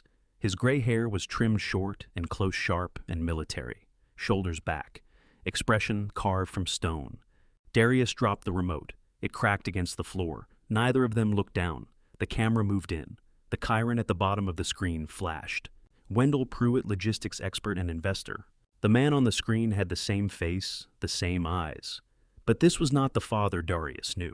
This was not the worn-out retiree who had pleaded for $50 to fix a porch.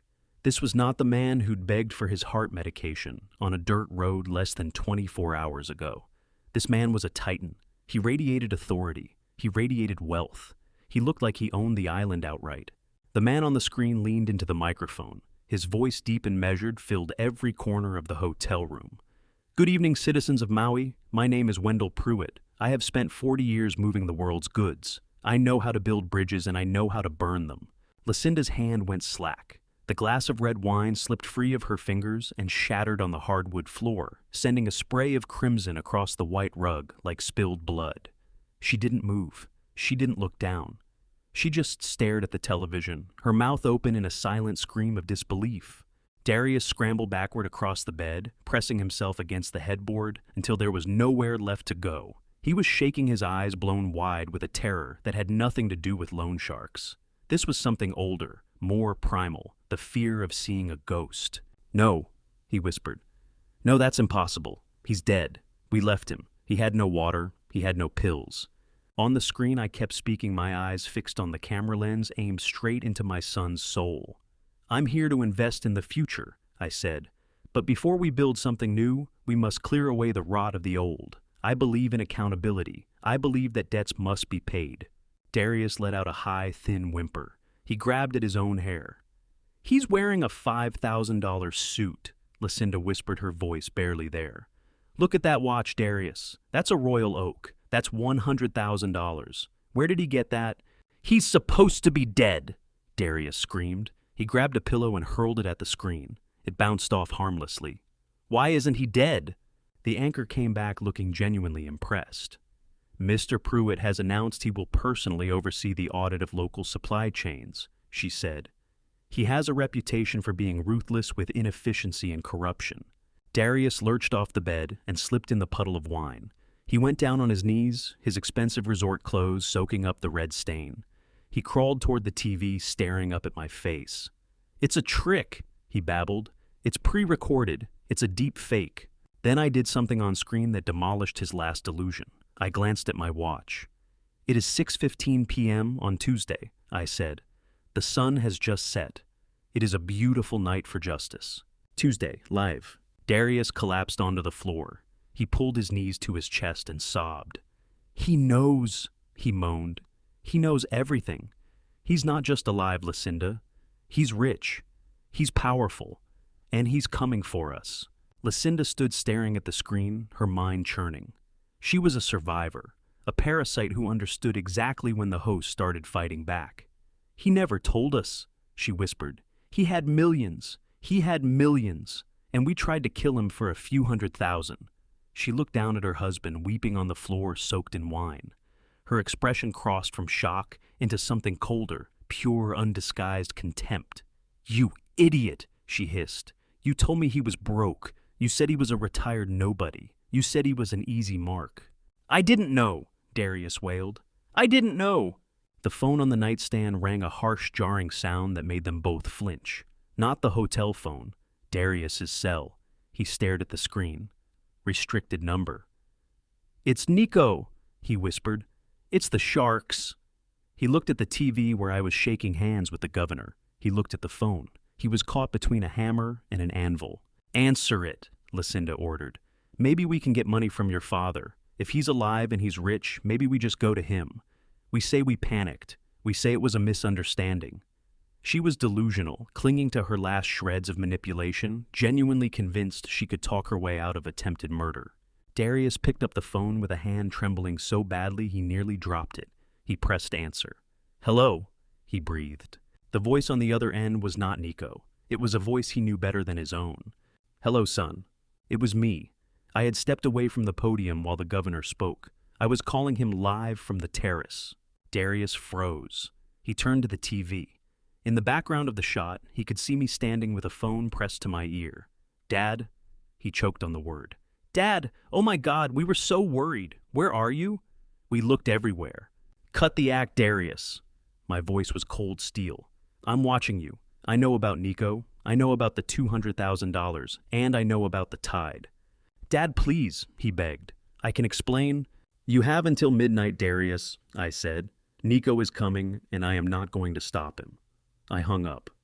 On screen, I slipped the phone into my jacket pocket and returned to the podium, smiling for the cameras. In the hotel room, the silence was total, broken only by the sound of Darius's breathing, which had the ragged, uneven quality of a dying animal. The panic had taken root.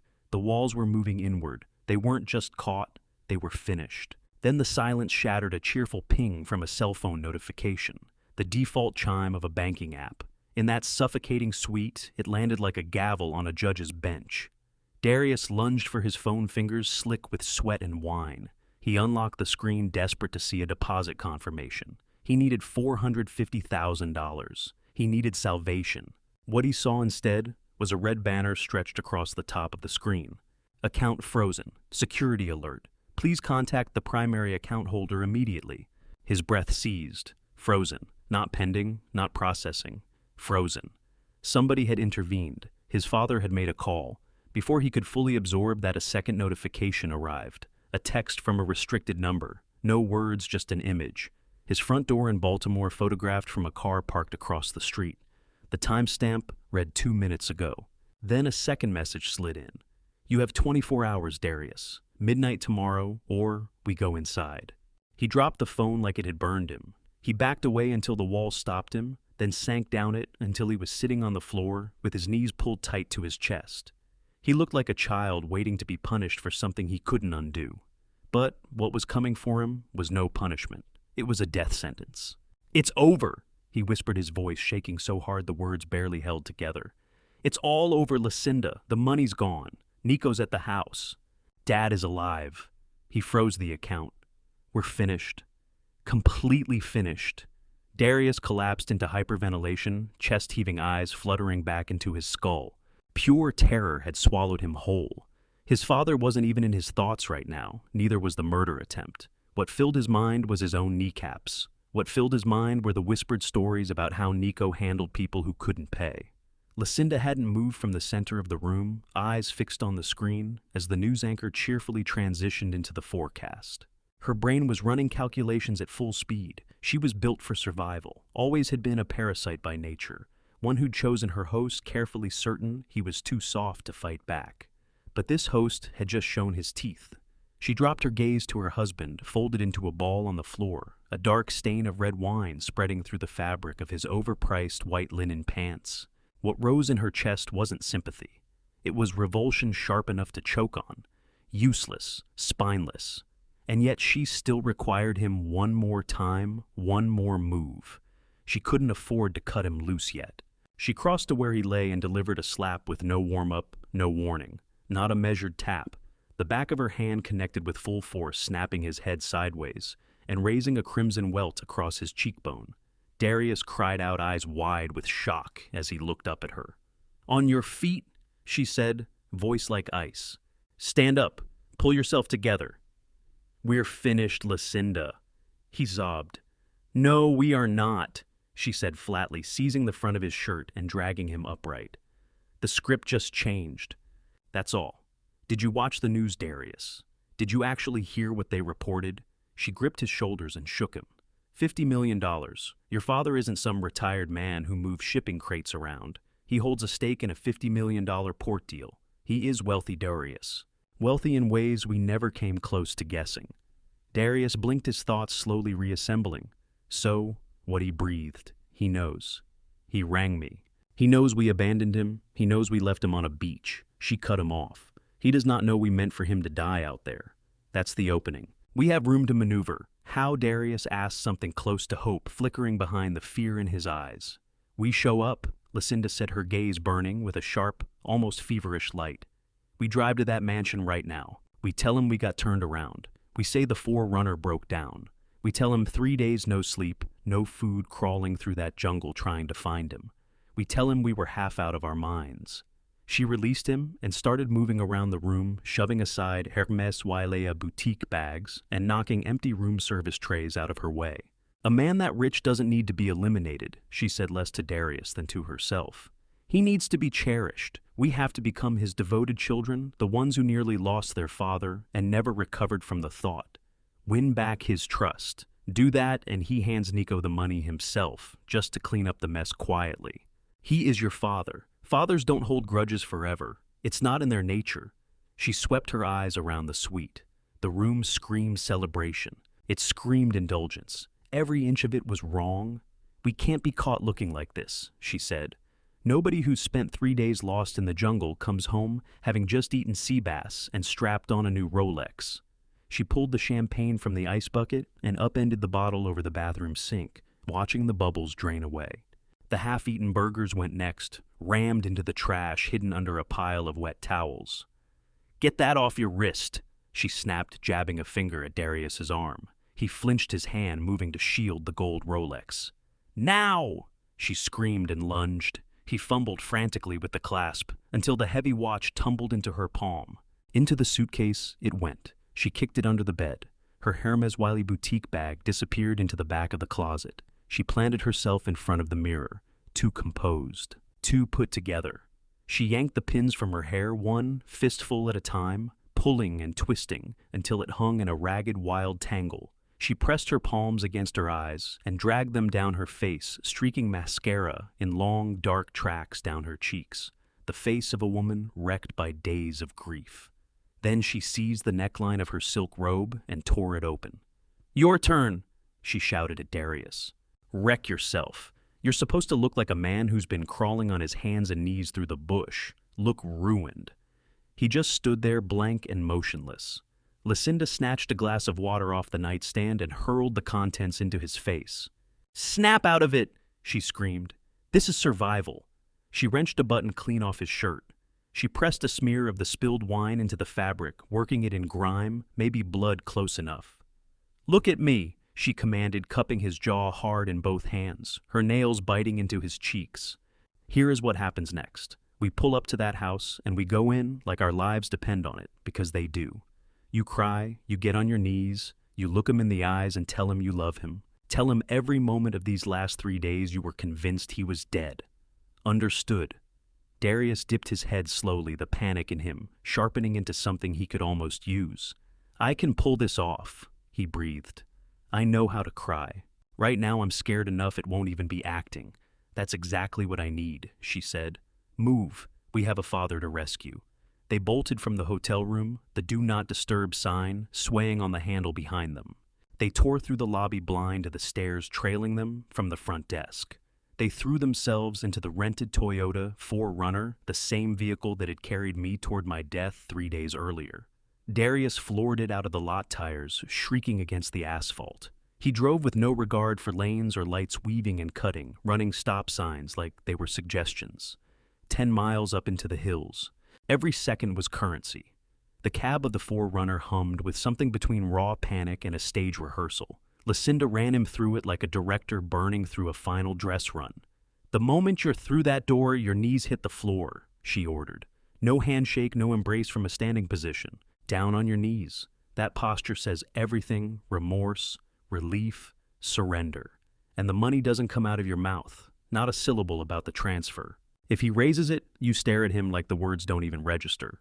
You were in the jungle. You had no phone signal, no way to check anything. Understood, Darius muttered, both hands strangling the steering wheel. Knees first. Tears. Tell him I love him. He slid his eyes to the rearview mirror for a second. He worked his face. He twisted it, pulled it into the shape of a man undone by grief. Tears came, forced at first, then almost real. Oh God, Dad, he whispered in a low, cracking voice, rehearsing. I thought you were gone. I didn't know how to breathe without you. Better, Lucinda said, watching him. Let the voice splinter. Push it further. She turned to the window where the dark tree line was whipping past in a blur. We come out of this on top, Darius. That money is still within reach. Tonight is the only thing standing between us and all of it. Darius pressed harder on the pedal, the 4Runner pushing its ceiling. Nico terrified him. I terrified him. But poverty, that was the deepest fear of all, the one that cut through everything else. It drove him like nothing else could. They swung onto the private lane that curved up toward Makoa's estate. The gate stood wide open, an invitation they told themselves. They had no idea it was a jaw waiting to close. All they could see was the rope thrown to a drowning pair of people. The mansion materialized out of the dark, every window lit blazing bright against the black sky. A real sob tore out of Darius, not manufactured, just stress breaking through the surface. I can pull this off, he whispered almost to himself. I can do this. He's my father. He raised me. He won't be able to walk away from that. He stood on the brakes at the base of the steps, gravel grinding and spitting under the wheels, the same sound it had made on that beach. But this time, there was no driving off into the dark. This time he was stepping into the cage voluntarily. Showtime. Lucinda breathed it like a cue. They shoved the doors open and ran screaming toward the house, my name tearing out of their throats and carrying through the night like something wounded and wild. It was obscene. It was desperate. And it was the exact moment I'd built everything around. The rented Toyota 4Runner ground to a stop on the driveway gravel, just short of the massive iron gates. The sound cracked across the courtyard, coarse and wrong against everything else happening here. Inside, the evening was in full flight. Servers in crisp white jackets threaded through the crowd carrying trays of hors d'oeuvres. A jazz quartet laid something gentle over the warm, salt air drifting in off the ocean. Every person in attendance was someone who mattered in Hawaii industry politics, old money, new power, all of them holding crystal and talking in figures with many zeros. And into all of that stepped my family.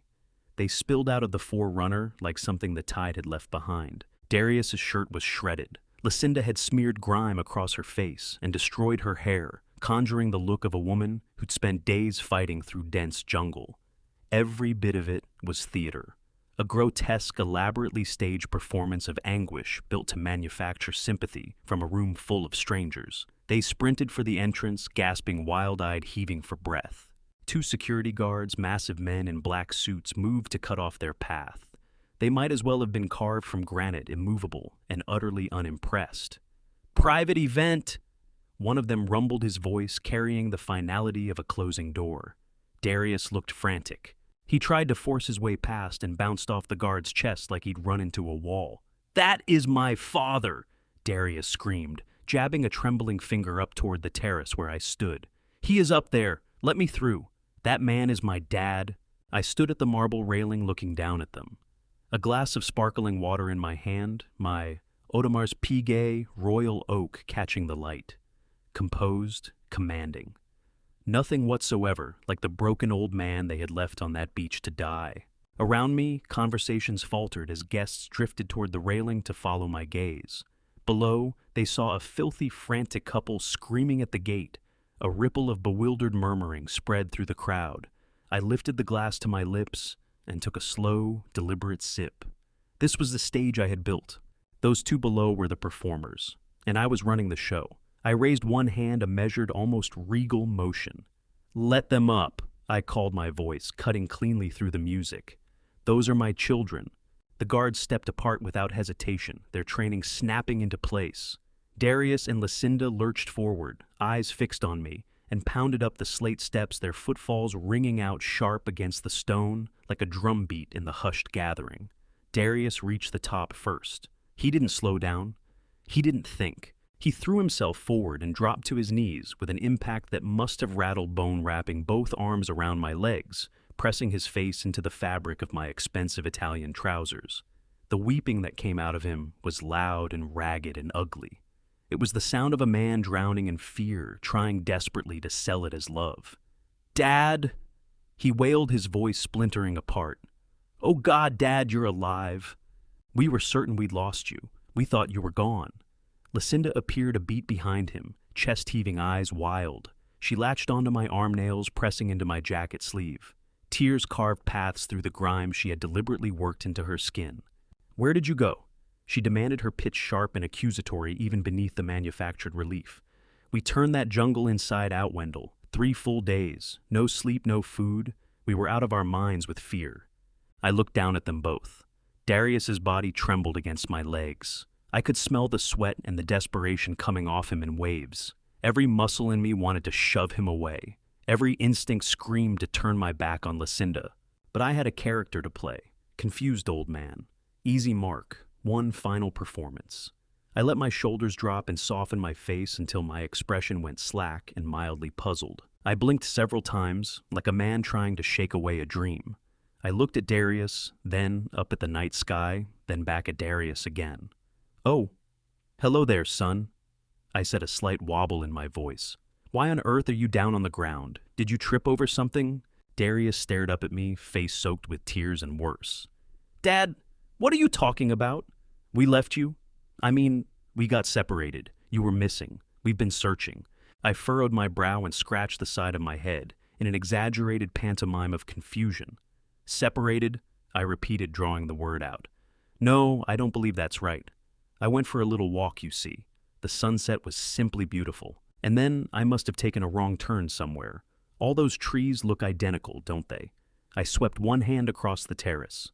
"But then I ran into a very generous man, Mr. Makoa. He offered me water. And then, all of this." I smoothed a hand down the lapel of my jacket and patted the top of Darius's head with an air of mild benevolence. "Why are you crying, son? Was it your watch? I know how attached you are to that watch of yours." Darius went rigid. The sobbing cut off like a switch had been thrown. He searched my face with the intensity of a man defusing a device, hunting for any flicker that I was playing him. He braced for the blow he knew was coming. Instead, I gave him nothing but a gentle, empty smile. You went for a walk," Darius managed. "Dad, we drove you to the beach. Don't you remember the cliffs? We were right there." "Beach," I said slowly, as though tasting a foreign word. "I can't say I recall any beach. I remember the hotel lobby. And then, well, my memory does slip on me sometimes, doesn't it? I must have wandered. Silly old me." I watched the exact instant fear drained out of Lucinda's eyes. It was like a switch thrown in a dark room. One moment, dread. The next, something cold and reptilian sliding smoothly into its place. She glanced down at Darius, still on his knees looking dumbstruck, a precise sharp kick to his ankle. He doesn't remember. She breathed barely a sound, her lips barely moving, meant only for him. I caught every word. The heat, the dehydration. It's rattled him. He's senile Darius. He genuinely thinks he just wandered over here on his own. He doesn't recall the argument. He doesn't remember the tide coming in. She pivoted back toward me, flooding her face with warmth, a smile so manufactured it was almost grotesque. The smile of something predatory, eyeing an easy meal. "Oh, Dad," she said, her fingers stroking my arm, in a way that made my skin recoil. "We are just so relieved. We were terrified for your heart the whole time. But you're safe. That's what matters. You're safe, and we're here now." She bent toward Darius under the pretense of comforting him, lips angled toward his ear. "Get off the floor," she hissed. "This is perfect. Better than we could have planned. He doesn't remember anything. He's malleable. And look at this place. Look at all of it. He's tied to serious money somehow. We don't owe anyone any explanations. We just need his signature." Darius pulled himself upright, scrubbing his face dry with the back of his hand. He looked at me, then at the ring of well-dressed guests observing the scene with polite curiosity, then back at Lucinda. A slow nod. The panic was receding, and the old hunger was filling its place. He could see the second chance. He could see the money. "All right," Lucinda said, her voice snapping into something brisk and efficient. "Dad, we need to get you back to the hotel. You need to rest. All this stimulation isn't good for you." Her eyes swept the terrace cataloging wealth. "Although, since we're all here and everyone is safe, maybe we could just handle that one small paperwork item. The one we discussed before the trip, just so we can look after you properly going forward." She reached into her torn, dirty shirt and drew out a folded, crumpled sheet of paper. The power of attorney document. She had been carrying it against her body the entire time she was searching for my corpse. "Plan B," she mouthed at Darius over my shoulder, eyes gleaming.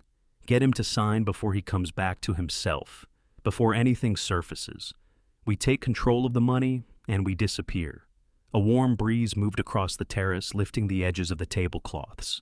But the air pressing in around me felt dense and close, thick with appetite. I stood at the center of it, all surrounded by the island's finest, while my son and daughter-in-law closed in like two animals that had spotted something wounded. Darius was still wiping at his face, wearing a mask of fabricated relief over a bedrock of genuine terror. He scanned the guests with their crystal flutes, then swung his gaze back to me, eyes skittering around the perimeter, as though he half expected Nico to materialize from behind the nearest palm tree. I knew precisely what was running through his head. He was doing arithmetic, calculating how many seconds remained before everything caved in on him. He was desperate for a lifeline, and I was about to throw him one with a hook buried inside it. I eased back against the marble railing, letting my posture sag just enough to complete the portrait of an addled, weary old man. I looked over toward Makoa, who stood a few feet off watching our little scene with the flat, steady eyes of a man who knows exactly what's happening. "Very generous man," I said, letting my voice drift at the edges like my mind had gone slightly sideways. "Mr. Makoa, he's been very kind. He heard my stories about the port, said my thinking on the crane logistics was worth real money." Lucinda's attention sharpened instantly. She shifted closer, her grip on my arm, tightening a pinch that communicated clearly who she believed was in control. "Money." Her voice came out taut. "What do you mean, Dad? Did he actually pay you for something?" I nodded a slow, unhurried dip of the head, a vague smile floating on my lips. "Oh yes, he said he wanted to pay for my consulting services, right now up front. Cash, he said he prefers it that way." I let the sentence settle into the air between us. I watched Darius stop breathing. I watched his pupils blow wide, swallowing the color of his irises whole. The dread that had been eating him alive for the past 48 hours evaporated on the spot, replaced by a hunger so naked and raw, it was almost ugly to look at. How much Darius breathed. "What did he pay you, Dad?" I gazed up at the night sky, playing at struggling to retrieve the figure. "5, I said, keeping my voice soft and uncertain. I believe he said 5. 5,000. Lucinda scoffed, making no effort to hide her letdown. "That's sweet, Wendell, but it hardly covers the airfare home." "No," I said, gently correcting her. "Not 5,000. 5 million. $5 million. He said the contract is sitting on the table inside. The silence that landed between the three of us was total. It was a dead zone, the kind of space where love and conscience go to disappear. $5 million. A number that warps gravity. A number sufficient to make a son blank out the memory of leaving his father to die. A number that could erase from a woman's mind the image of an old man being swallowed by the tide. 5 million, Darius choked. His legs nearly gave, and he had to seize Lucinda's shoulder to keep from going down. Cash. Yes, I said, blinking at him with perfect innocence. Though I told him I'm far too old to know what to do with that kind of money. What would I even buy? A boat I can't swim a stroke. I told him it would probably be better to leave the whole thing to you two. You know how to spend money. I wouldn't know where to start. The bait. The most irresistible bait I could have set. They didn't hesitate, they hit it and went under hook, line, and sinker. Lucinda made a sound that was half laugh and half sob. She fixed her eyes on Darius, and they were lit up with something feverish and wild. All the grime on her face, the ruined clothes, the manufactured tears, all of it peeled away in that instant. What was left underneath was pure, undisguised greed. "You're absolutely right, Dad," she said, her voice trembling with something she couldn't quite contain. "You don't need that hanging over you. You have a bad heart. That level of money brings nothing but pressure. It's a burden. People will circle you looking for a way in." She swept her gaze around the terrace, checking that no one stood close enough to catch the specifics. Then her hand went into her shirt. Out came a piece of paper, folded and refolded until every crease had gone white and soft, stained with perspiration and smudged with some of the dirt she'd pressed into her own skin. The power of attorney. She had carried it through everything. Into the jungle, through the hours of searching, not for me, but for my wallet and whatever else might be in my bag. She had kept it pressed against her body like a sacred relic. "We want to help you carry this," she said, spreading the document flat on the surface of a nearby cocktail table with hands that trembled slightly. "We can lift that weight off you right now. We talked about this before we flew out here. We only want to look after you." She smoothed the creases down as best she could against the tabletop, the crumpled sweat-stained legal page looking absurd beside the orchids and champagne flutes. A piece of desperation propped up in paradise. "Sign here, Dad?" Darius pressed in from my other side, almost vibrating. He stared at the document like a man staring at scripture. "Just put your name on it, and we take it from there. We deal with Makoa. We deal with the bank. We handle every bit of it. You don't have to think about any of it. You just rest." He dug into his pocket and produced a pen, a cheap plastic hotel pen, the kind you snatch off the nightstand without thinking. He clicked it and extended it toward me. "It's sign it now, Dad." He said something tight running through his voice. "Right now before we go, before it slips your mind." I looked at the pen, I looked at the document, I looked at my son. He was selling me. Selling his own father for $5 million. He hadn't once asked whether I was all right. Not a word about how I'd lasted 3 days out there with nothing to eat or drink. Not a question about whether my heart had given out. Only the signature, only the line at the bottom of that page. He was answering every question I had ever let myself doubt about him. He was worse than I had allowed myself to believe. He was hollow all the way through. I reached out and closed my fingers around the pen. My hand shook as I took it. To them, the trembling read as the frailty of an old man pushed past his limit. To me, it was the physical expression of a fury so deep and so pressurized, it felt like it might splinter my ribs outward. Lucinda guided my hand toward the signature line. Her fingers were cold, damp. "Just here, Dad," she murmured. "Right on that line, Wendell Pruitt. That's all it takes, and then we're safe. Everyone is safe." She meant herself. She meant she could clear the debt with Nico and go back to filling closets with designer bags and living inside my walls until I eventually had the decency to stop breathing. I lowered the pen toward the paper. The tip hung there, a hair's width above the line. The guests nearby had gone still. They were watching without quite understanding what they were watching, but they could feel something in the air. They saw the filthy, frantic couple pressing a well-dressed older man toward a signature. They saw the hunger in Darius's expression. Makoa shifted a step in our direction, positioning himself to move fast if this turned physical. He wasn't needed, not quite yet. I touched the pen to the page.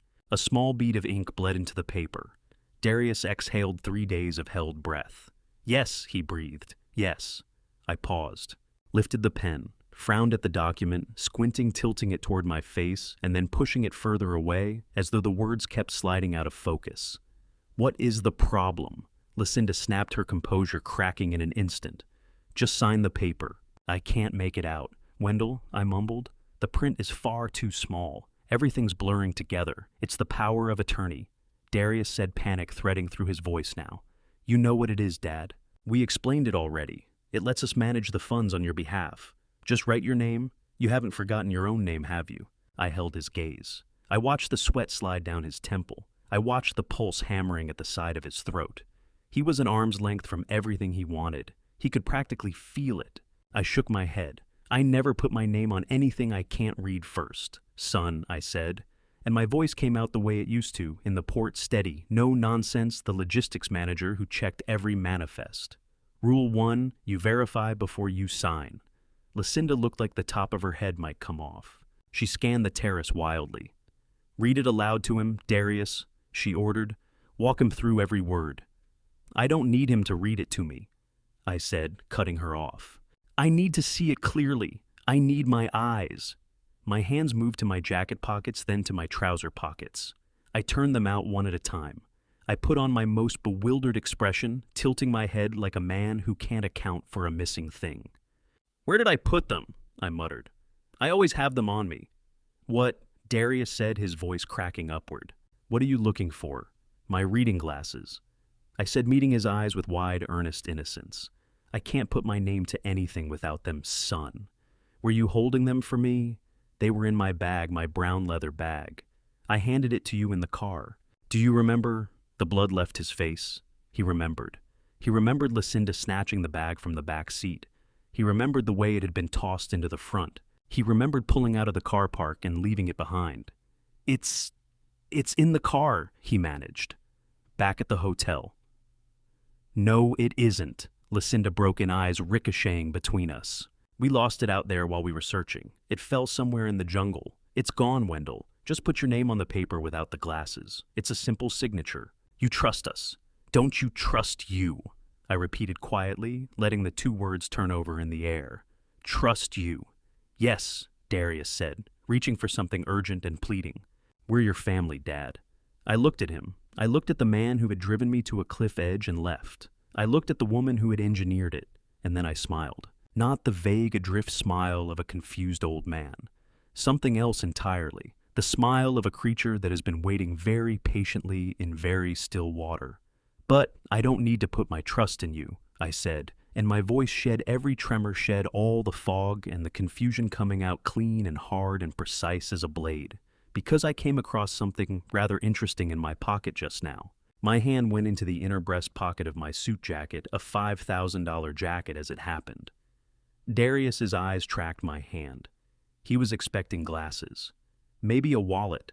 What I drew out instead was a small orange plastic bottle. The label had faded and lifted at the corners, but the word printed on it was still perfectly legible. Nitroglycerin. I held it up between us where the light could catch it. The bottle was empty. "My glasses may be gone," I said, and my voice carried clear and level across the silent terrace. "But I found this. This is my heart medication. The pills that keep me breathing. The pills that were inside the bag you claim you dropped somewhere in the jungle." I took a step toward them. "So, answer me this. Son, if that bag is sitting in the undergrowth somewhere out there, how did I find this bottle at the bottom of your hotel room trash can this afternoon?" The question hung above us like a blade at the top of its arc. Darius's mouth fell open and nothing came out. Lucinda stepped back, her heels sharp against the stone. The trap had closed and every exit had vanished. The terrace was still the only sound, the steady percussion of waves breaking far below against the cliffs. A natural violence punctuating the humankind playing out right here on the slate patio. I held the little orange bottle pinched between my thumb and forefinger, the way a prosecutor displays the weapon. The plastic caught the ambient glow and seemed almost to burn. Such a small object, a few cents worth of material. And yet it sat heavier in the air than the $5 million I'd just dangled in front of them. Darius stared at the bottle. His eyes were nailed to the faded label where my name had been printed. I could watch the machinery of his mind seize and grind. He was searching for a way out.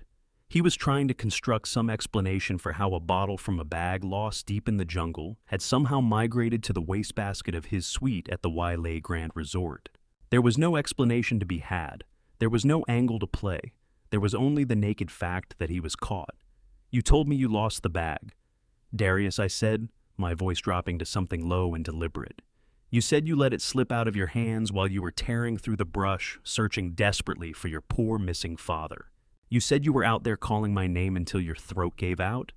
I moved another step toward him. He flinched as though bracing for a blow. "But what this bottle is telling me is a completely different story, son. This bottle says you never searched. This bottle says you drove straight back to the hotel and went up to your room. It says you went through my bag. You took the cash. You took the cards. And then you picked up the medication that keeps my heart from stopping and dropped it in the bin like it was an old receipt." Lucinda made a choked, strangled sound. She tried to plant herself in front of Darius, using her body to blunt the force of what was landing on him, but her movements were unsteady, disconnected. "That isn't yours," she blurted, her gaze flicking frantically across the ring of watching faces. "That's Darius's. He has anxiety. He takes medication for it. That bottle is his." I laughed, a short, dry sound with no warmth in it. "Anxiety," I said back to her. "He's taking nitroglycerin for anxiety, Lucinda. Because that is what this is, and unless Darius has developed the cardiac condition of a 70-year-old man in the last 3 days, this bottle belongs to me." I turned to face the gathered guests. The champagne glasses had been lowered. The side conversations had died. Every face on that terrace was turned toward us, held there by the pull of something irreversible unfolding in front of them. "My associates are very careful people," I said, pitching my voice to Carrie. "While my son and his wife were occupied shopping this afternoon, picking out handbags and watches with my accounts, my people walked through their hotel room. They found the receipt for the Hermes Wailea boutique purchase charged to my card. They found the Rolex tucked under the mattress. And they found this bottle in the trash can, beside the remains of a whole roasted sea bass dinner." I looked back at Darius. "You were eating sea bass while I licked rainwater off leaves. You were drinking champagne while I lay there bargaining with my own heart to keep beating." Darius's knees surrendered. Not a dramatic collapse, more like air going out of something. He sank down onto his heels and looked up at me with the eyes of a child who just realized the thing in the dark is real. "I didn't mean for this," he breathed. "I didn't mean for you to die. We needed the money, Dad. Nico, he told me he'd kill me. You didn't mean for me to die," I repeated. I looked over toward Makoa. He stood beside a large flat-screen monitor that had been positioned to display the architectural renderings of the new port development. He gave me a small, deliberate nod and touched his tablet. "If that's true, Darius, then I think we should all take a look at this together." The image on the screen shifted. The blueprints, cranes, container berths, the whole technical spread winked out. In their place came a grainy wide-angle video feed, the interior of a car. Dashboard, visible, and through the windshield, the red dirt road running along the Maui coast. Dash cam footage from the rented Toyota 4Runner. Darius sucked in a breath. He knew that dashboard. He knew that view. "I had that camera fitted 2 years ago," I said, keeping my eyes fixed on his face. "Back when I had reason to suspect Lucinda was being unfaithful to you. It was programmed to sync to a private cloud server anytime the vehicle picked up a signal. I hadn't thought about it again until today." On the screen, the 4Runner was moving. The timestamp burned in the corner 3 days ago.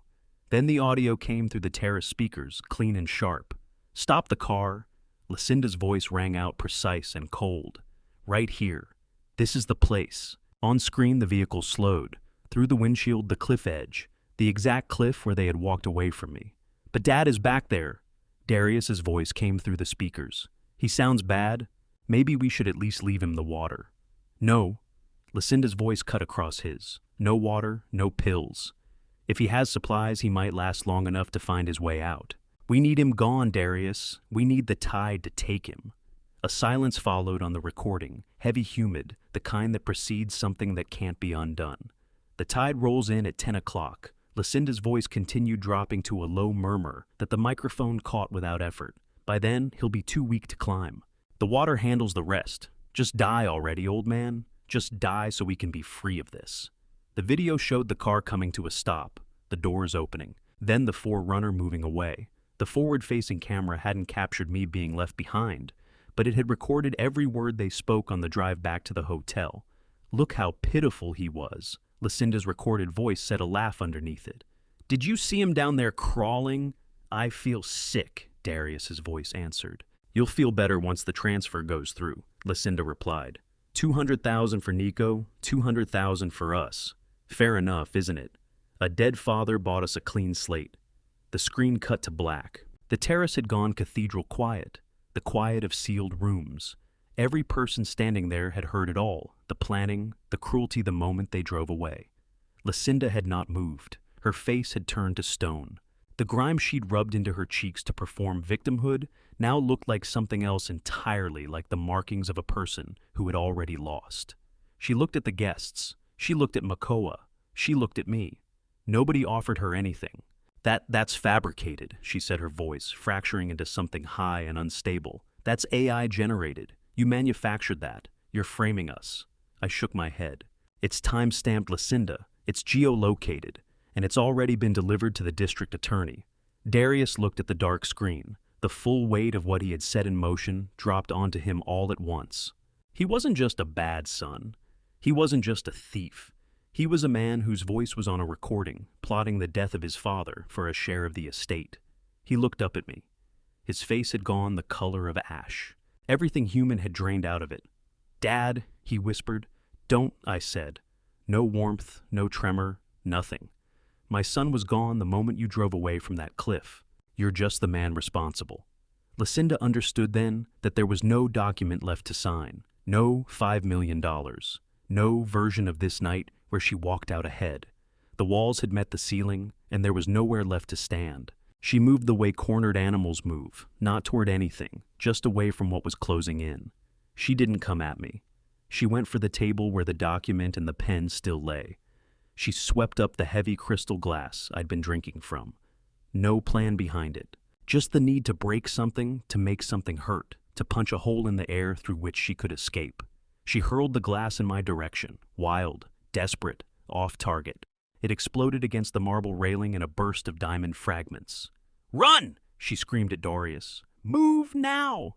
She wheeled and sprinted for the stairs, shouldering through a waiter and sending a full tray of champagne flutes into the air before they shattered across the stone. She was running for the forerunner, running for the gate, running toward a freedom that had already been sealed off. Darius scrambled upright. He looked at me one final time, a look of pure, undiluted regret. Not for what he had done, for the fact that he'd been caught. Then he turned and went after her, his footfalls heavy and erratic on the slate. I didn't move.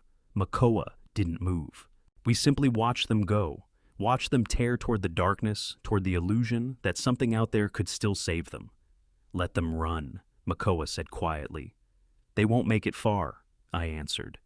The wail of sirens was already climbing the hill from below.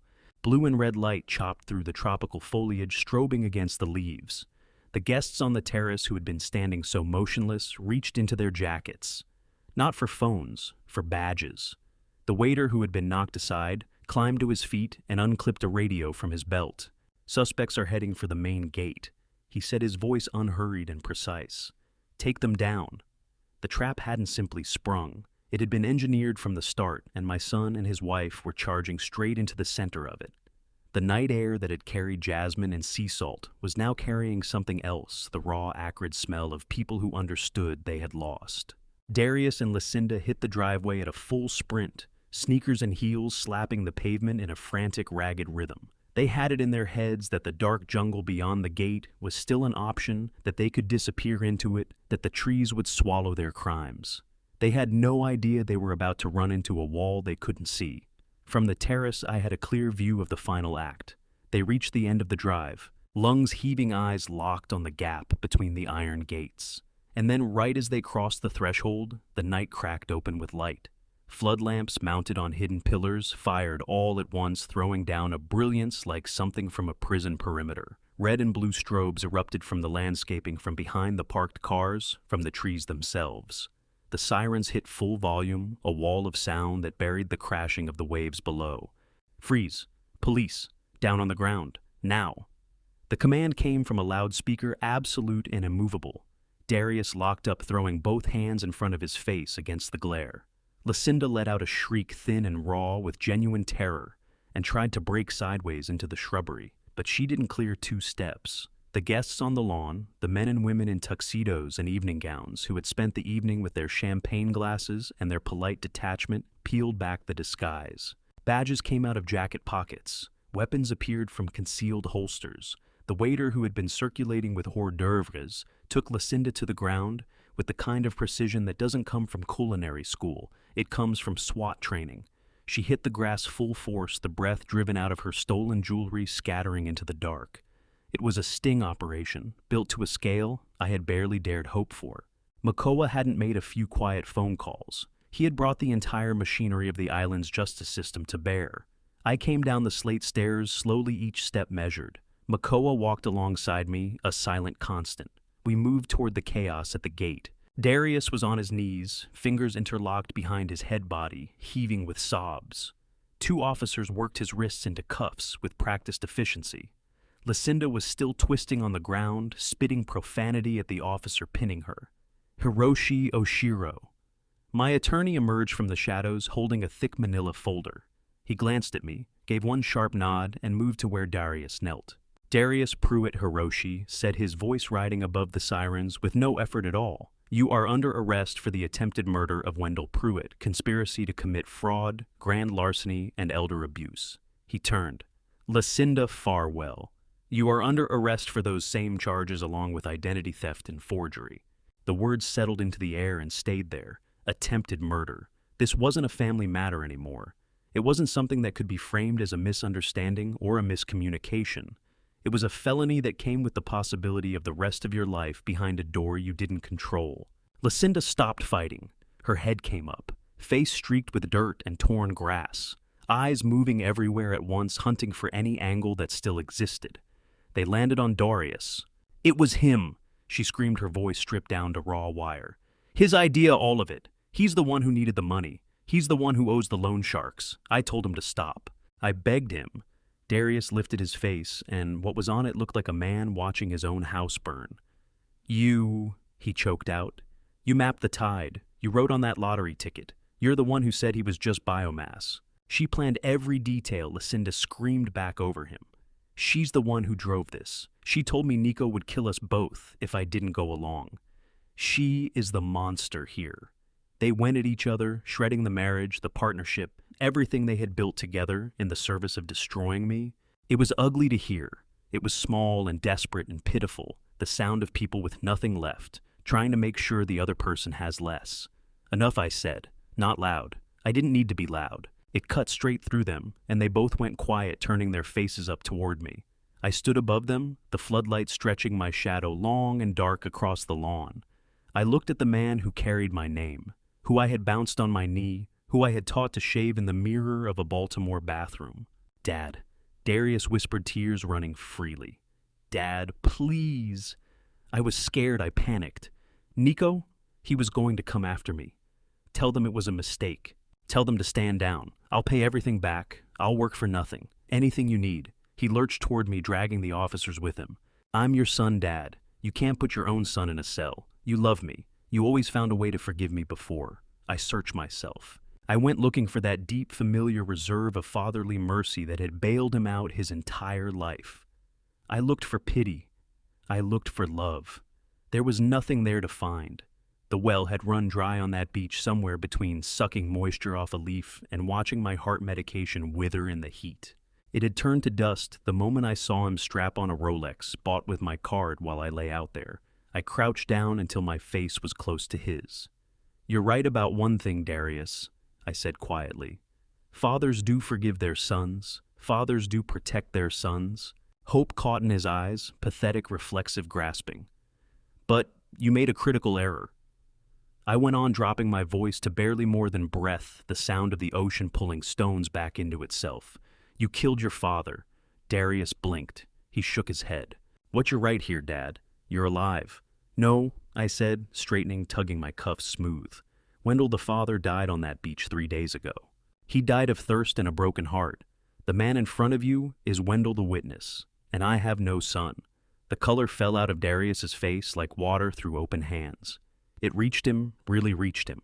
He wasn't looking at his father anymore. He was looking at a stranger who held $5 million and had spent 3 days building this moment. "I have no son," I said again, and my voice had the texture of something you couldn't dent. "My son ceased to exist the moment that forerunner pulled away and left an old man alone on a cliff. You are simply the man who tried to kill me for a payout." Darius let out a sound that had no name, a wail from somewhere below, grief something hollow and bottomless that rolled off into the night. The sound of a man understanding he was completely and permanently alone. Lucinda, seeing that the emotional rout had hit a wall, dropped it without hesitation. The tears stopped. Her expression hardened into something cold and deliberate. "Fine," she said flatly. "Cage us. It doesn't matter. You still lose, old man. Nico isn't done. He'll come for your house. He'll find you wherever you go. You can't stay ahead of this forever." I looked at her. I came close to respecting the nerve. Close. "You're not wrong about Nico," I said. "He was a problem. Past tense." I nodded to Hiroshi.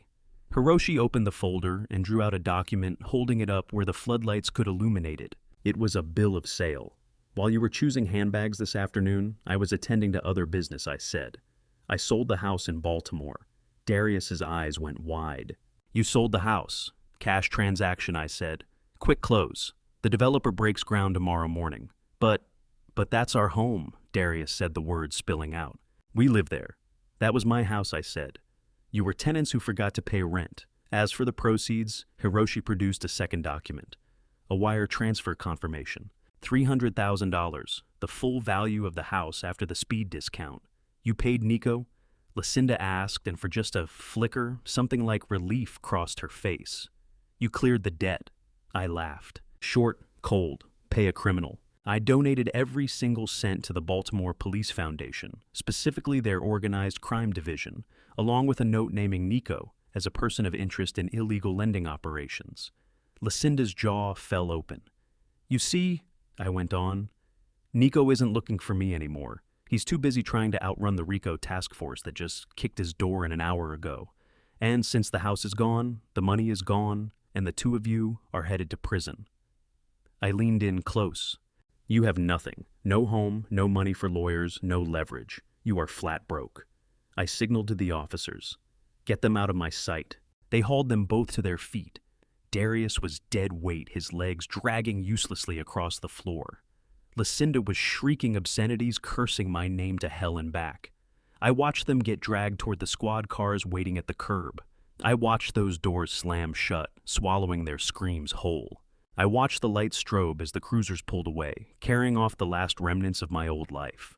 I stood in the driveway of the mansion, surrounded by people who were strangers not long ago, and were now my only allies. My chest ached a phantom pain from a heart that had been shattered and recast in harder metal. Mac came up beside me and laid a hand on my shoulder. "It is done," he said. I stared at the empty driveway. "Yes," I said. "It is done." I turned away from the road and walked back toward the house.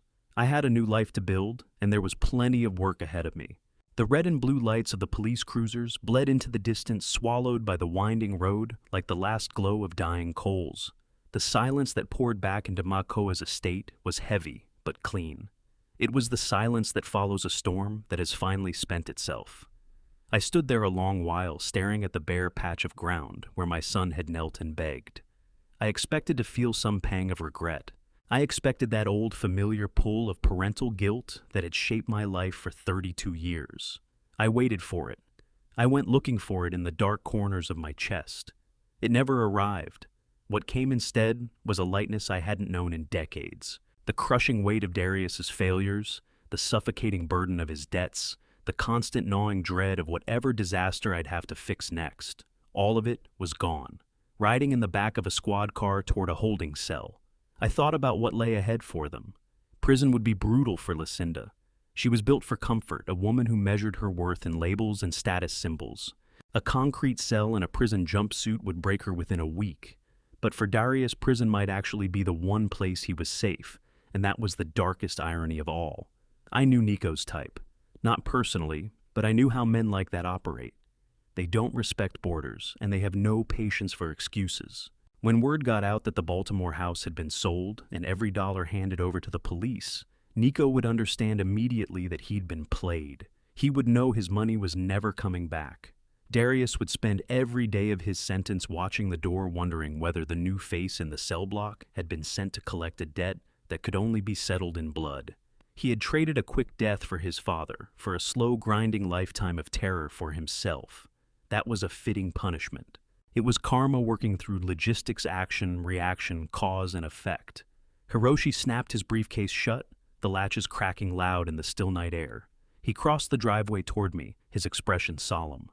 "I'll handle the arraignment," he said. "You don't need to be there unless you choose to be. My advice, stay here. Let the lawyers manage the noise." I nodded. I had no interest in laying eyes on them again. I had said what needed saying. I had looked my own killer in the face and told him he was a stranger to me. There was nothing left. "Go home, Hiroshi," I said. "Send the bill to my new address." He gave me a small, tight smile. "There is no bill, Wendell. Makoa took care of it. Think of it as a welcome to the neighborhood gift." He got into his car and pulled away, leaving me and Makoa standing alone beneath the wide Hawaiian sky. The adrenaline that had kept me upright for 3 days began to give way all at once. My legs turned heavy, my chest ached not with the heart itself, but with the phantom pain of a severed limb. I had cut off my own arm to preserve my life. Necessary. But it still left a scar. "Let's go inside," Max said, his voice quiet and steady. "The show is over. Now you have to live." 1 month later, the sun was going down over the same stretch of coastline, but the view had changed. It was no longer a place haunted by death. It was just a beach. The waves hit the shore with the same force as before, but now I heard a rhythm in them, a heartbeat, not a threat.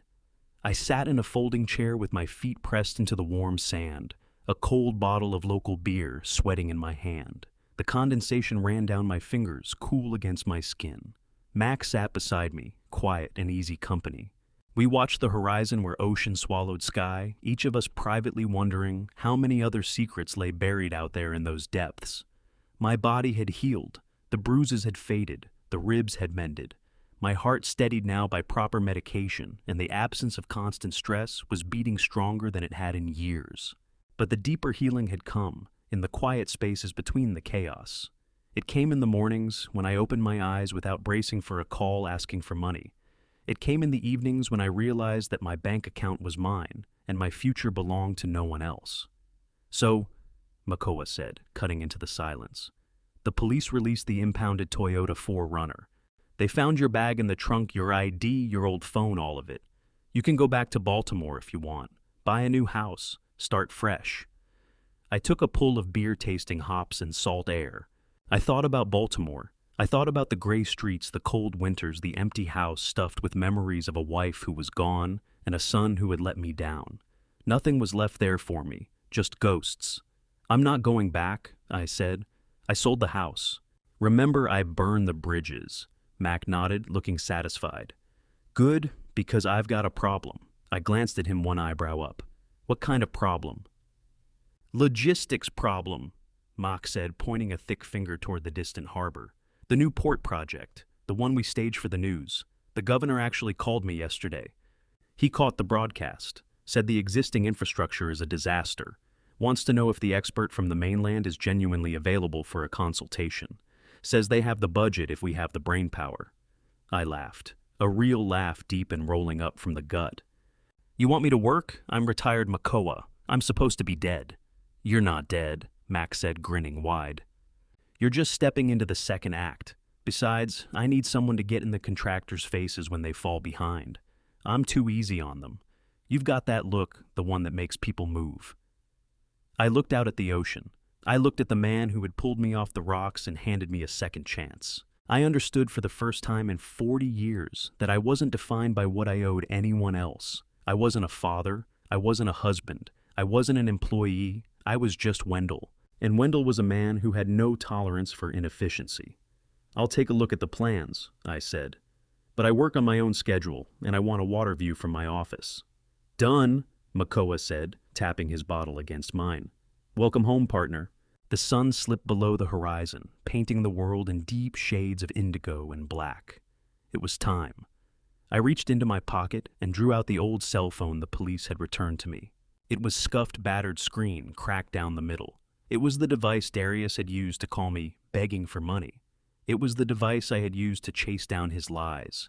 It was a digital archive of a poisoned history. I powered it on one last time. The screen glowed in the darkness. Dozens of voicemails waiting, some from Darius before the arrest, some from Lucinda, some from friends back in Baltimore who'd seen the news and wanted the details. I didn't listen to a single one. I didn't scroll through the photos. I didn't check the messages. I stood up and walked to where the water met the sand. The tide was coming in just as it had that night. The foam curled around my ankles, warm and unhurried. I turned the phone over in my hand. It sat there like a stone tied around my neck. That device held the evidence of my son's place in my life. The birthday texts, the loan requests, the hollow apologies. It held the entire history of a man named Wendell Pruitt, who had spent too long playing the victim. I drew my arm back. I poured the anger, the grief, the betrayal, and the fragile new hope into a single motion, and I let it go. The phone spun through the dark air, a small bright rectangle tumbling against the stars. It arced high above the breakers, traveling further than any old man had a right to throw. It kissed the water with barely a sound, and vanished swallowed without ceremony by the vast indifference of the Pacific. I stared at the spot for a long moment. I waited to feel sorrow. I waited for that familiar hollowness of loss, but there was nothing. Only the salt mist on my face and the steady, quiet thrum of my own heartbeat. The surf rolled in across the sand, smoothing over my footprints, wiping the slate clean, readying the ground for whatever came next. I turned my back on the ocean. I walked up the beach toward the warm lights of the house where Makoa was waiting. I had a meeting in the morning, I had a port to redesign, I had a life to live, and that was how it ended, not with a shout or a swing, but with a phone arcing out over the Pacific and disappearing without so much as a ripple. That is the kind of ending a man earns, not one he stumbles into. I have thought a lot about what this cost Wendell and what it gave him back. He lost a son long before that night on the beach. He had been losing him one loan, one lie, one hollow apology at a time. What the ocean washed away that evening was not just a phone. It was 40 years of hoping things would be different. I believe God sometimes allows us to reach an absolute bottom so that we can finally see with clear eyes what we need to leave behind and what we are still capable of building.